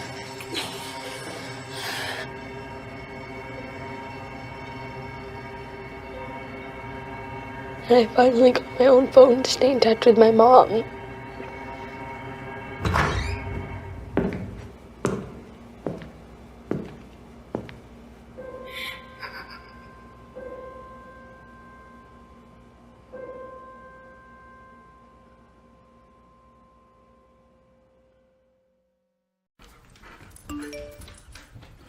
Trisha's having a sleepover tonight. Can I go?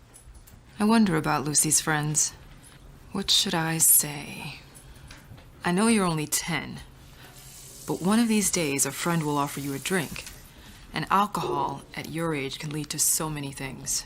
None of them good. So can I go to the sleepover? Lucy, I want you to promise me I something. finished my homework. Bigger promise. If there's any drinking, I want you to say, "No thanks, not my thing." Mom. I promise you, your real friends won't care. Deal?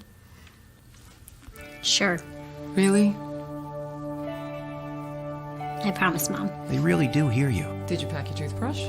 For tips on how to start the talk, visit underagedrinking.samhsa.gov. A public service message from the Substance Abuse and Mental Health Services Administration.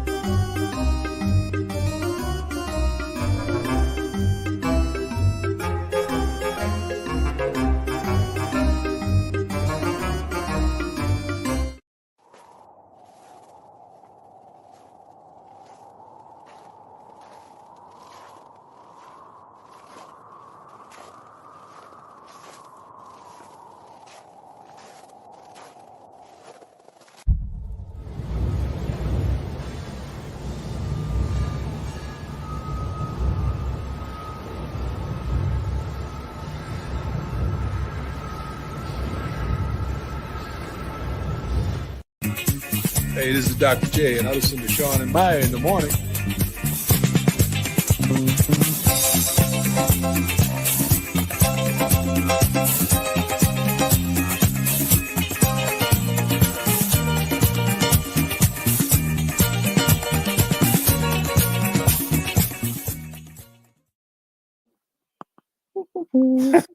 Welcome back to Second City Sports #Football Friday edition. The last segment of the show, last segment of the day, and the last segment of the week for us right here on Sports Zone Chicago. I'm Sid. That's Lakeena. You can follow yours truly on the Twitter and the IG at SidKid80. Once again, it's SidKid80. That's SIDKID80. SIDKID80. You can follow me at Keena McGee on the Twitter and at Keena McGee on the IG. We got less than a half hour left of this extraordinary program we call a Sports Talk Radio Show. You have any questions or comments for us, you can go to Sports Zone Chicago's Facebook page or Sports Zone Chicago on YouTube. Type in your questions or comments in the comments section. Lakeena will get them up on the screen for you. Let's not waste any time, Lakeena. Let's bring on our homegirl from KXRB in Sioux Falls, South Dakota for our Week 7 NFL picks. Here comes our girl, Miss Christine, the Queen, Manika. What's up, Christine? Hi, how's it going? Well, it was we're doing fine. How are you? Yeah, it was 40 degrees here. Now it's like in the 70s. It's gonna be like that for the next 4 or 5 days. I know. I'm sure it's like that where you're at too in Sioux Falls. Mm-hmm. Yeah, it is. It's gonna be 80 here tomorrow. Oh my, yeah. Yeah. It's an Indian summer. What are you gonna do? Yeah, right. Oh yeah. Indian summer. Yeah. Absolutely. Last week college football got drunk with a bunch of upsets. The NFL called pneumonia and just a whole bunch of upsets took place. So I'll let Lakeena give out the bad news from last week. After that, we'll move on because last week was terrible for all of us. Well, yeah, I mean, Christine, you and I did pretty well. We got 8 wins, so a little bit of got a couple of saving grace. Yeah, that'd be cool, but unfortunately, Sid, you only had your worst showing so far. You only won 5. Sorry, Sid. That's the worst of all time I've had. Yeah, that's not But look, I guess we're all allowed to have like bad weeks, so that was not a very good week overall for you. So, but look, I mean, bounce back this week, I'm sure. The overall standings. Who's in the lead? Well, you're still in the lead, but we're right at your heels. So we both only a game back now because you didn't have a good week. So we're coming at him, Sid. We're coming at him, Christine. We're coming at him. All right. So, of course, important to know this week 7, Bills, Rams, Vikings, and Eagles are all on bye. So adjust your fantasy teams accordingly in that front. Real quick, though, what did you think about that game last night, the Thursday night game? There was actually offense. I'm sure that made Al Michaels happy. Yeah, right? We love to see that, right? Right, yeah. The Cardinals hold off the Saints 42-34. DeAndre Hopkins made his presence known in his first game back, had a couple of big catches, and also played a little bit of a peacemaker between Kyler Murray and head coach Cliff Kingsbury. But I think that was sort of like a bunch of frustrations that kind of came out. So, what can you do? You take the win if you're Arizona. This is the first time of them scoring 40 points in like 4 years. 5 years, I should say. So, I guess you'll take that if you're Arizona. Hopefully this will be the sign of good things coming for them. Yep, we hope so. The Saints, it looks like they're going to go down for the second straight year because of injuries. Yeah. I think I got a kick about this one GIF that I saw or one video about Andy Dalton's expression just after a play. Yes, that was making the rounds after that first pick six. I think that's great. That just expresses how we felt last year with him. So great. Oh yeah, 2 pick sixes for poor Andy Dalton. 2 pick sixes, just brutal. But look, it worked in Arizona's favor. So what can you say? Now, kicking off week 7, it got we're gonna I don't know if this game's gonna be available here in Chicago, but you got a couple of old AFC North rivals going at it, coming off of bad losses. You got the Browns and the Ravens. Sid, you start this one for us, please. Baltimore's favored by 6.5. The Browns are 2-4. The ship is sinking fast. Baltimore looks like they're getting that season back on track. I expect that to continue. I know the Browns usually give the Ravens a hard time, especially in Baltimore, but I think Lamar Jackson will have a lot to say about this one. So I'm going with Baltimore at home. I'm going to go Baltimore with this one too. Yeah, just because exactly. Cleveland's it's not there this year. So Ravens for this one. Yeah, I agree. I think the Ravens is going to be a get-right game for the Ravens. I don't know Deshaun Jackson, who they just signed. I don't know if he'll be able to play tomorrow, but, it'll be interesting to see what happens there. Now, interesting one here in the NFC South, I should say. The first new game on Fox, you got the Bucks and the 1-5 Panthers. No Christian McCaffrey, too. Okay, a quick synopsis of what you guys think about that trade. They basically 49ers. I guess they're pulling what the Rams are doing. They said, F them picks. So I think they traded like 5 picks to Carolina to get Christian McCaffrey. I mean, I think that just tells me that the 49ers want to go to the playoffs, that, this says that they're invested in this team this season, and they trust Garoppolo too. I don't think they would have done it unless they thought that they didn't have somewhat of a chance going to postseason. I wish Buffalo would have got McCaffrey, but that's a whole nother issue. But other than that, I agree with what Christine just said. Yeah. Now, as far as the game is concerned, the Bucks at the Panthers, of course, Tom Brady talking about, I'm not retiring, this and that, and Todd Bowles had to defend himself after the reporter asked him about him and ex-head coach Bruce Arians, who's in the front office, about discussing game plans and all that foolishness. But you would think that Tampa Bay will get back on track, even though they're going back on the road. You would think they're 13-point favorites on the road against Carolina. I'm going to pick Tampa Bay one more time, but if they have another performance like that, I think their season's going in the tank. I'm with you, Sid. I'm going to stick with Tampa Bay too. And look, what I mentioned last week, whatever is going on personally with Tom Brady right now, it's clearly affecting him. Whatever energy he's bringing, it's probably affecting the teammates too. And as a leader, as a veteran, you got to be able to put all your drama at the door and just play the game. And I think right now this is something that Tom Brady has never really dealt with in public. So I think he's having a hard time trying to adjust to, again, whatever the situation is that he's going through. But yeah, Tampa, hopefully for this one. Yeah, I agree. I think something's going on with Brady. It's not physical, it's more mental. So I'm hoping they can kind of figure it out, but they should be able to figure it out. This because it should be a get right game for them. So I'm gonna pick the Bucks. So with all the problems, because if they lose, child, it's gonna be a whole lot of stuff happening down there in Tampa. We'll see what happens.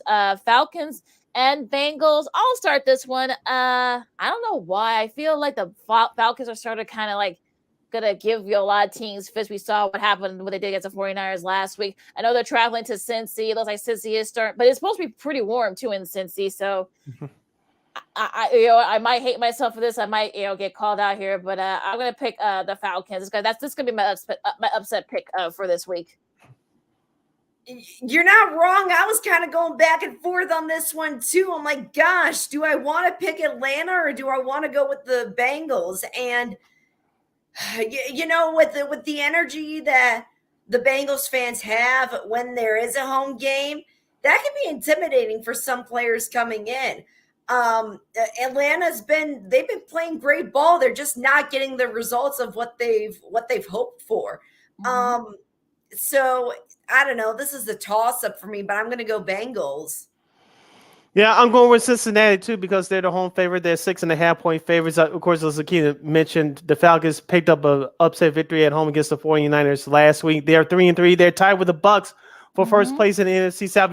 Tampa Bay beat them once this year already. Who would have thunk that? But give Atlanta credit. They've hung around so far, but I think it's going to come crashing down on them. Jamar Chase and Joe Mixon, they better get it going on offense for Cincinnati. Big win on the road for them last week at New Orleans, so I'm going Cincinnati at home. All right, next up here, you got the 1-4 Lions coming off a bye against the 4-2 Cowboys. It looks like Dak is on track to come back. Christine, you start this one for us, please.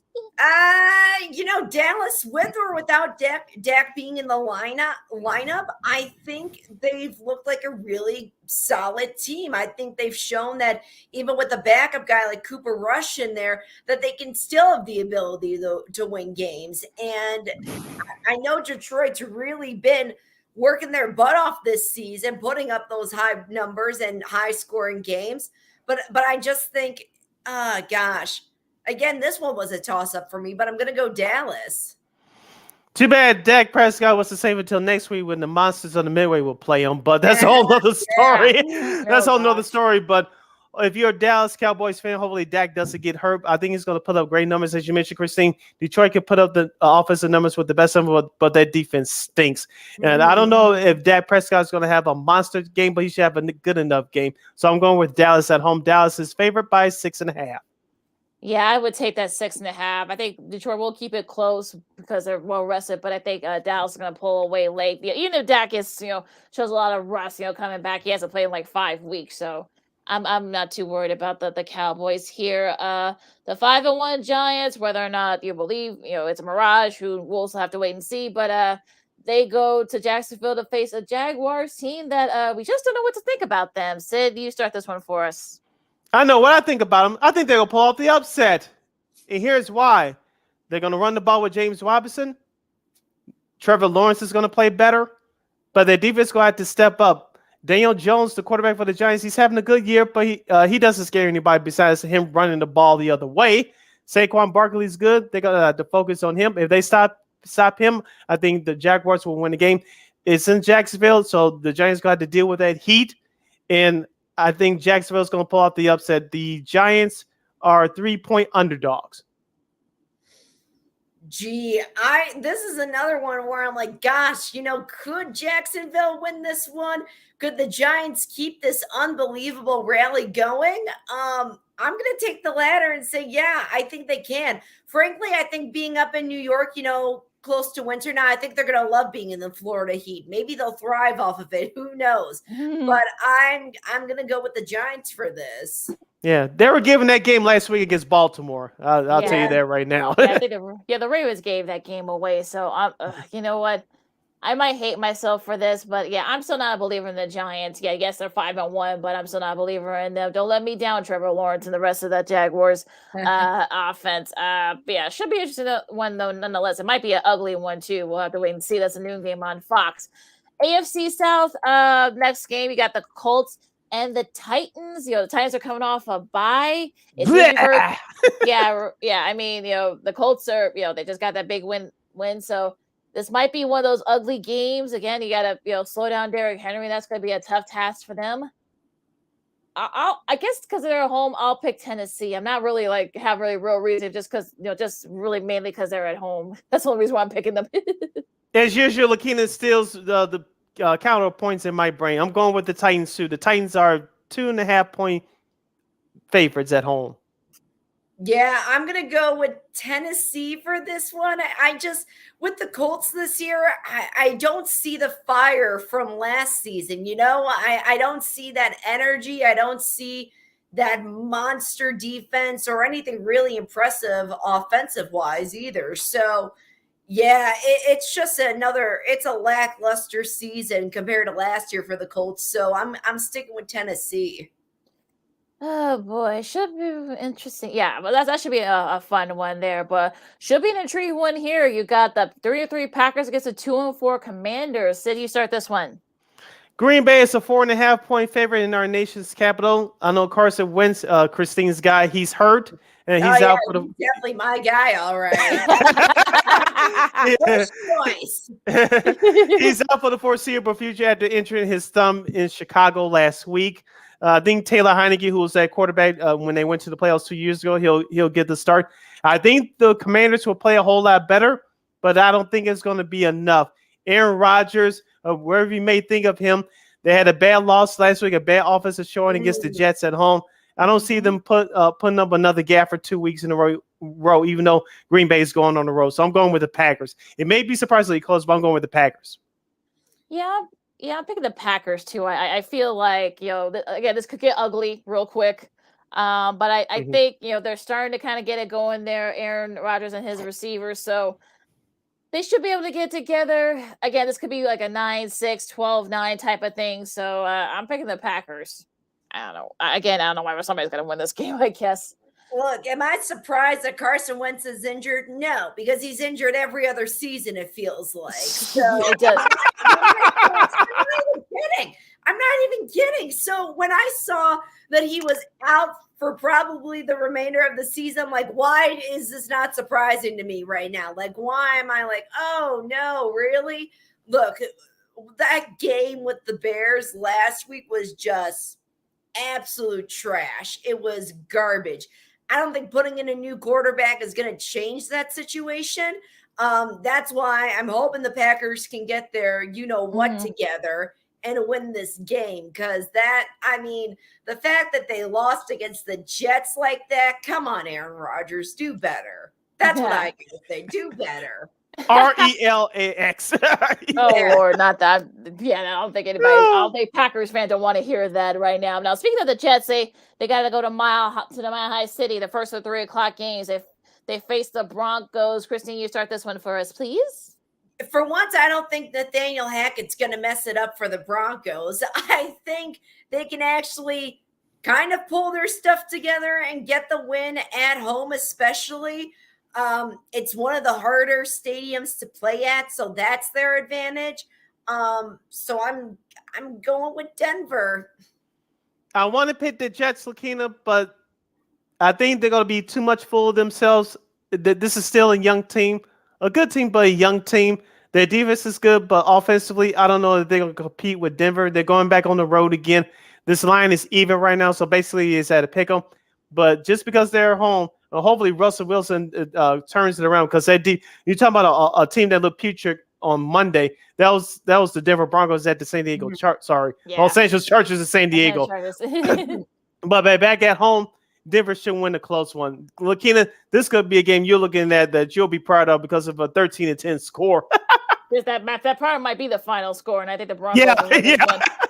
Well, not just the fact that they're a young team, but you're going high altitude. You know how some guys are gonna play in that, or their bodies are gonna adjust to that, so they might not used to playing high altitude. So that could be another factor here. So I'm picking the Broncos, making a clean sweep.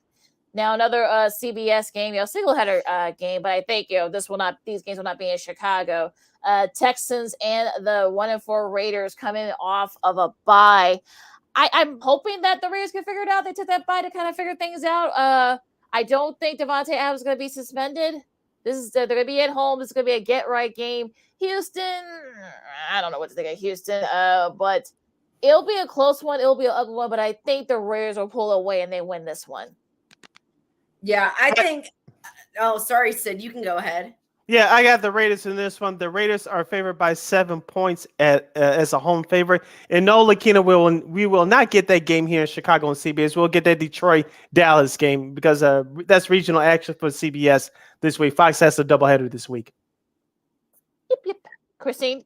I'm going to go with the Raiders, too. It's unfortunate what happened to Davante Adams. I can't remember if we talked about this last week or not. But there was a fan at the Kansas City game with a sign that says, I miss you, Davante Adams. And he was wearing his Packers jersey. And they got it on video of Davante looking at that fan with the sign and just gave him like I miss you too, like type of a, like a little fan connection type thing. So to see that happen after the game, it's kind of, it's a bummer. That guy, the camera guy, was just at the wrong place at the wrong time at that moment. And he just happened to feel Davante's heat. I don't think it was intentional of Davante, harming him. I think it was just a knee-jerk reaction after a frustrating game like that. So let's hope that eventually he can address the situation and explain more about it. But for this week, Raiders. Right. Okay, 3:25. Of course, it says that the Fox had the doubleheader. Some people will get this game. We won't get this game here in Chicago, but it should be a fun one. Nonetheless, you got the Seahawks and the Chargers. This should be an interesting game. I know that the Chargers are still a little bit banged up, but I think the Chargers will do just enough to win this game. I think Seattle, the defense is a little bit better. Kenneth Walker Jr., they're going to have to try to slow him down, but I think the Chargers will do just enough to win this game, I feel like. Yeah, that game will be live via my TV NFL Red Zone and via this computer screen. So the Chargers are favored by 5 points. Dustin Hopkins, the Chargers kicker, scored all their points last week with 4 field goals. San Diego will get into the end zone at least twice. Seattle, a nice surprise start to the year. They're 3-3, but I think the Chargers will squeak out a win at home. So I'm going with the Chargers. I'm going with the Chargers too, just because Seattle so far has surprised a lot of people, but I think the Chargers should pull out some good numbers at this game. So I'm going to stick with them.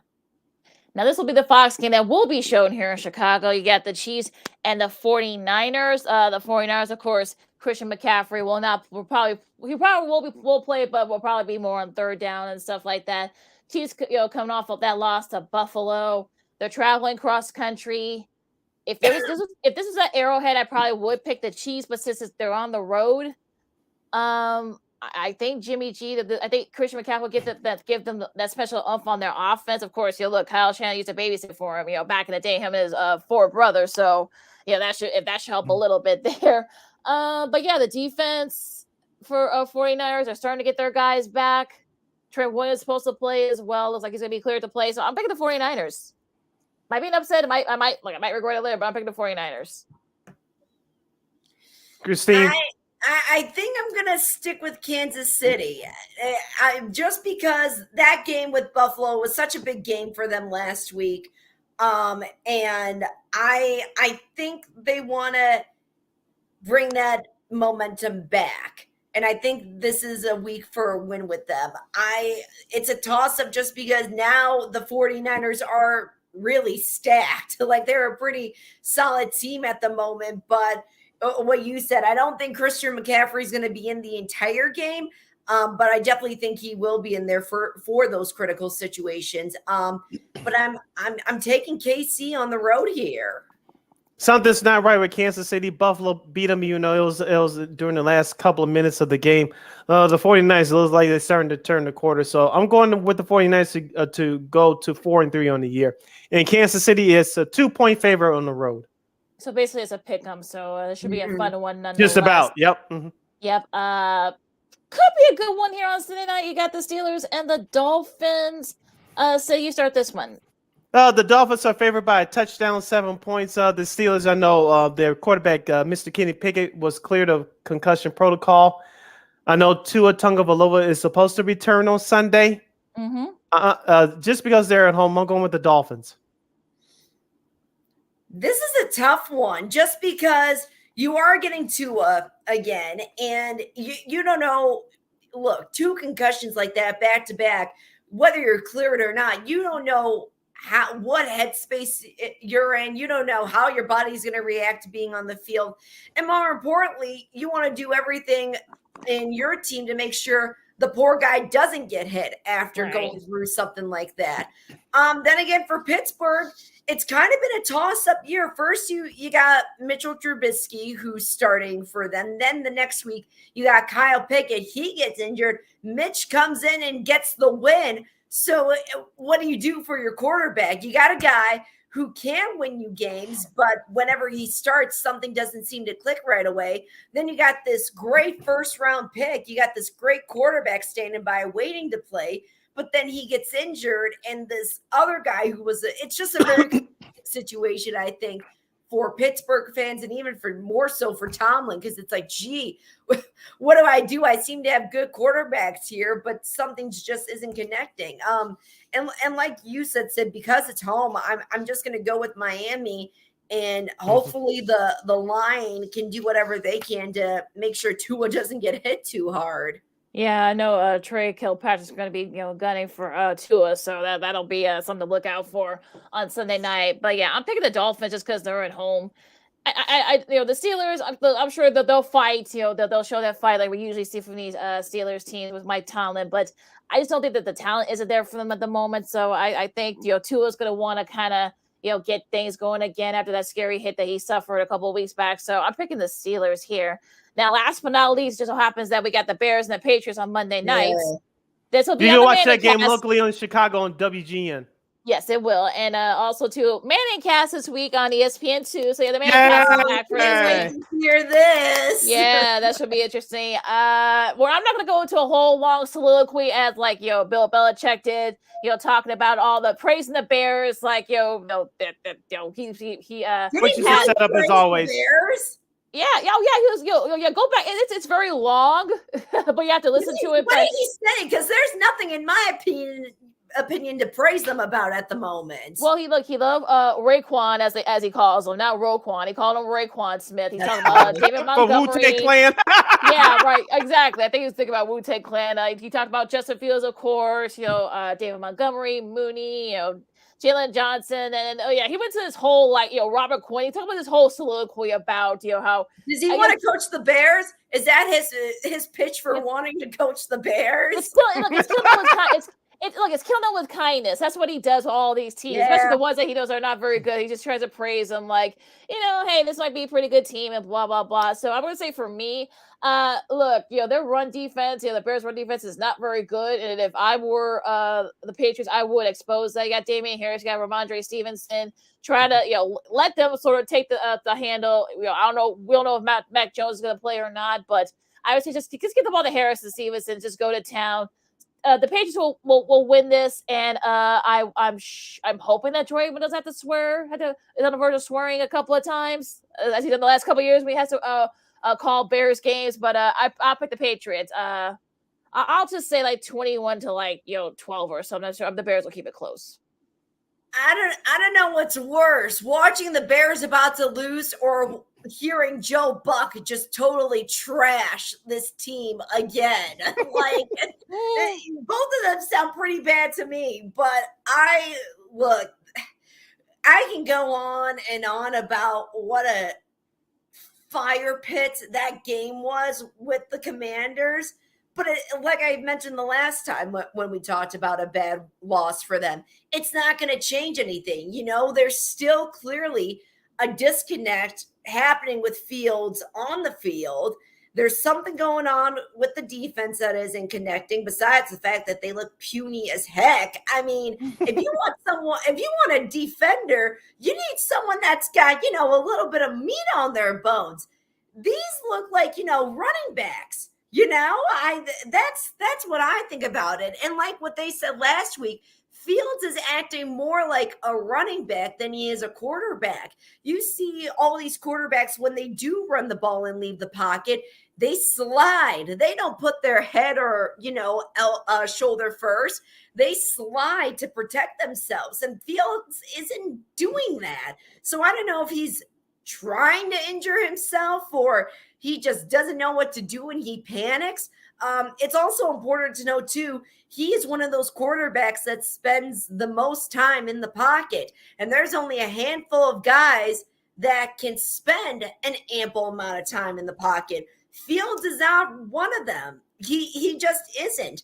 And look, he needs – I'm not having my doubts with Fields. I'm not. I know it's not all him. I know it's just the team all around. But I just don't think what he's doing isn't making that situation any better. At this point, if you watch the last couple of games, if you watch that game film, you know who he's going to throw it to right away because it's consistency, and that's bad. You got to be able to use everybody on that field and not just stick to Mooney, not just stick to, Montgomery, whoever the normal people are.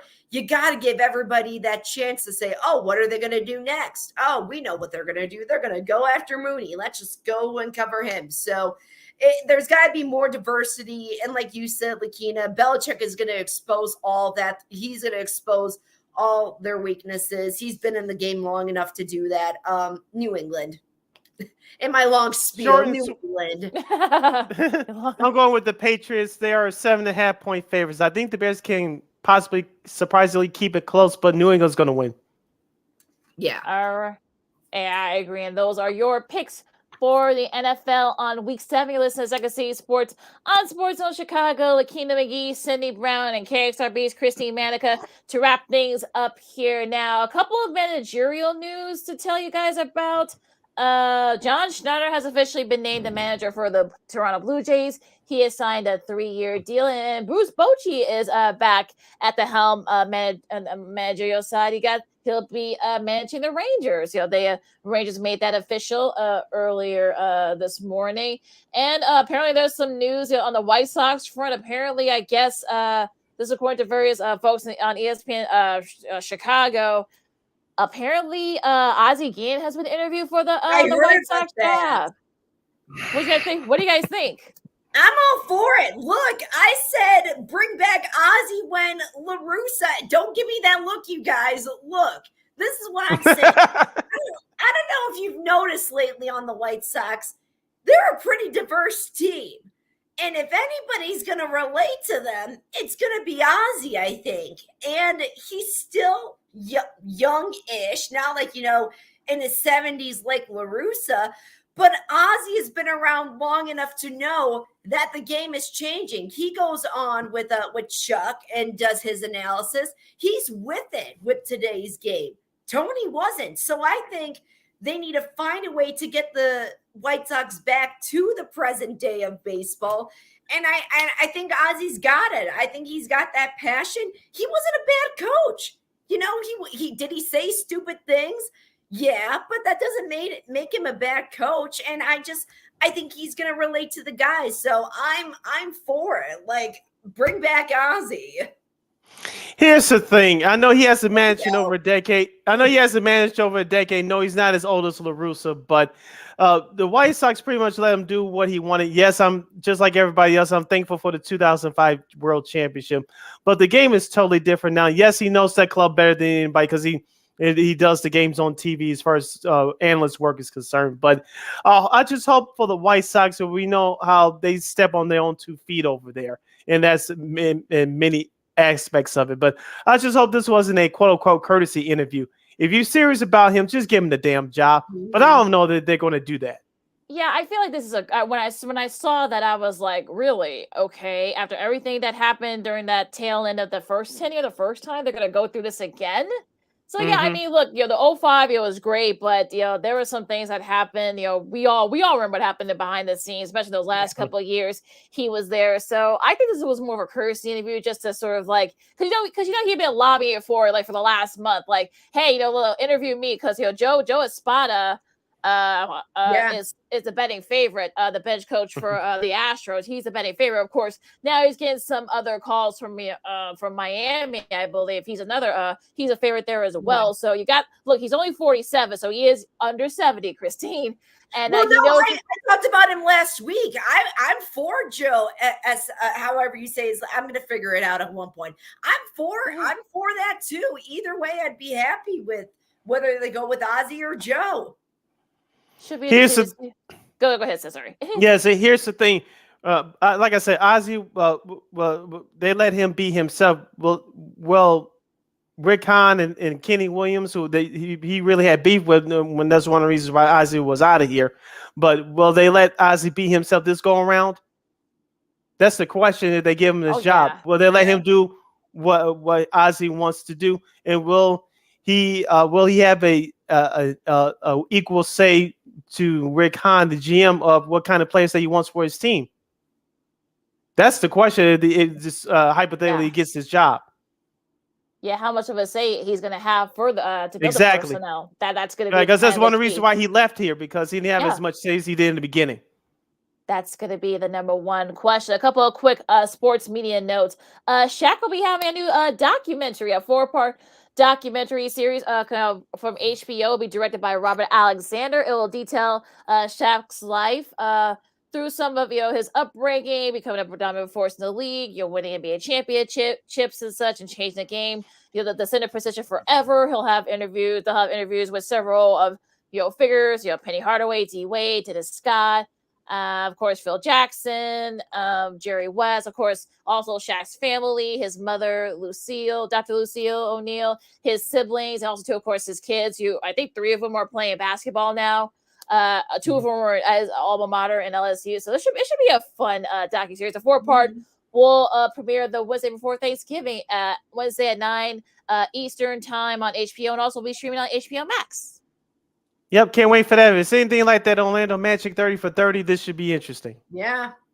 Should be, yeah. I mean, I think this is going to be, how much is going to go in depth with the Kobe. I'm sure we'll probably be, there'll be interviews with his widow, Vanessa. I'm sure, so I'm sure there are going to be some clips there. Also, too, Jay Wright, former Villanova head coach, will be part of the CBS Turner basketball team. He'll be part of the studio coverage for the Final Four. Starting this season, and I'll also be calling some regular season games for CBS. So start a new chapter. So yeah, I like I said, I like this move. Of course, look, he's got a couple of these national championships, so of course it's only fair that he be doing the Final Four. Also, he should be great at doing a game analyst. So he should be great. Well, him and Bear Raptor have a lot to talk about. Oh yeah, I want onions, baby, those, onions. I want those two to call a game together. That should be a fun one. Anything else you guys want to talk about real quick before we disperse here? Yeah, I want to ask Christine, even though we're one game into the new 2022-23 season, what did you think about the Bulls' opening night victory at Miami a couple of days ago? I think it shot down any worries that Bulls fans had. That's for sure. If anybody questions, Billy Donovan and what he's doing with this team, that's the game right there that speaks for itself. They just beat the team that went all the way, not all the way, but you know what I mean, that went for it. And if that doesn't speak volumes to you, I don't know what does. So I as a Bulls fan, you should be very impressed by that win. Right, and they did it without Zach LaVine. Now to the baseball playoffs. The NLCS resumes tonight, Game 3. Of course, it's a 2-3-2 format, so the next 3 games are this weekend in Philadelphia. The Padres and the Phillies, that series is tied at 1. Who has the advantage? Who wins that series, in your opinion? Phillies? Just as a guess, Phillies. Okay. And then, of course, in the ALCS, Houston has taken advantage of their home field advantage. They won last night, so they're up 2-0 in the ALCS. That series resumes tomorrow. The next 3 games are in Gotham City, a.k.a. the Bronx, New York. Will the Yankees get back in the series, or will Houston make quick sushi of them, of the Bronx Bombers? Quick work. Yeah, I'm going with New York here. You gotta. They've looked great all season and still bitter over Houston a little bit. Just dead after last season. No way. Yeah, I think if you're if you're Fox, you basically don't care at this point because the Dodgers lost or the Braves lost. You still got the Yankees, of course, but the Mets are gone. So as long as the Yankees are in there, I think you'll be okay. But if it's I think they're both for Yankees, Phillies, because there's 2 still strong East Coast cities. Yeah, 2 big cities. Well, yeah, I think also 2. Yeah, it'll be interesting though to see. But yeah, we'll see what happens by the end of next week. By the end of next week when we come back here. The World Series will be set now. We'll be interested to see the combination of it. So also Bush Yambi will be named the new radio voice for the World Series. So congrats to him. Of course, does great work with the Cubs on Marquee and also to this college who's on ESPN. But with that said, you can follow me at Keena McGee on the Twitter and at Keena McGee on the IG. You can follow yours truly, Sydney Brown, on the Twitter and the IG at SidKid80. Once again, it's SidKid80. That's SIDKIDA0. SIDKIDA0. Christina, where can the lovely people follow you? They can follow me at Manika_KXRB on Twitter. All right. And of course, check us out on War Media. Catch the audio version through Anchor, Google Play, Spotify, all the other wherever you get your podcasts and such. You can check out the audio version. And of course, you can check us out video on Roku TV. Of course, if you have a smart device, whether it's a smart speaker, a smart TV, smart smartphone, whatever you got, Chromebook, whatever you have on hand, you can check us out Roku TV. Just to type in the search box, Sports Zone Chicago, and all our shows are right there. The Smoke Fellas, What's Up, Cuz. Of course, Sean and Maya as well. I know we got a couple of shows that are going to be coming down the pike here after the new year. So we're expanding, we're going. So check us out on Roku TV. Yes, and we'd like to thank DJ Turnbine, a.k.a. Arturo Garza from WVON Chicago's sports show, The Fundamentals. You can catch that show with our another good friend of the show, Mr. Titus T.W. Williams. That's tonight and every Friday night from 9 p.m. to midnight on WVON Chicago. Download that free iHeartRadio app and type in WVON Chicago. Those of you outside of Chicago area to catch the show. And also, we'd like to thank, as lovely as always, the lovely Christine, the Queen Manika. Oh, boy, thank you. I know there's a little Indian summer going on in a lot of the country, so don't act stupid, folks. Just dress accordingly. Enjoy all the sports, Barbecue everybody. pops. Exactly. Well, yeah, no flip. Well, yeah, that's a whole different thing. But all right, but look, if you're not getting vaccinated, wash your hands, be good to each other, be safe out there, and go vote. I'm going to be preface at the next few weeks. Go vote. For Christine and Sid, I'm Lakeena. This has been Second City Sports on Sports Zone Chicago, and we'll see you guys next week. God, Bulls. Holla.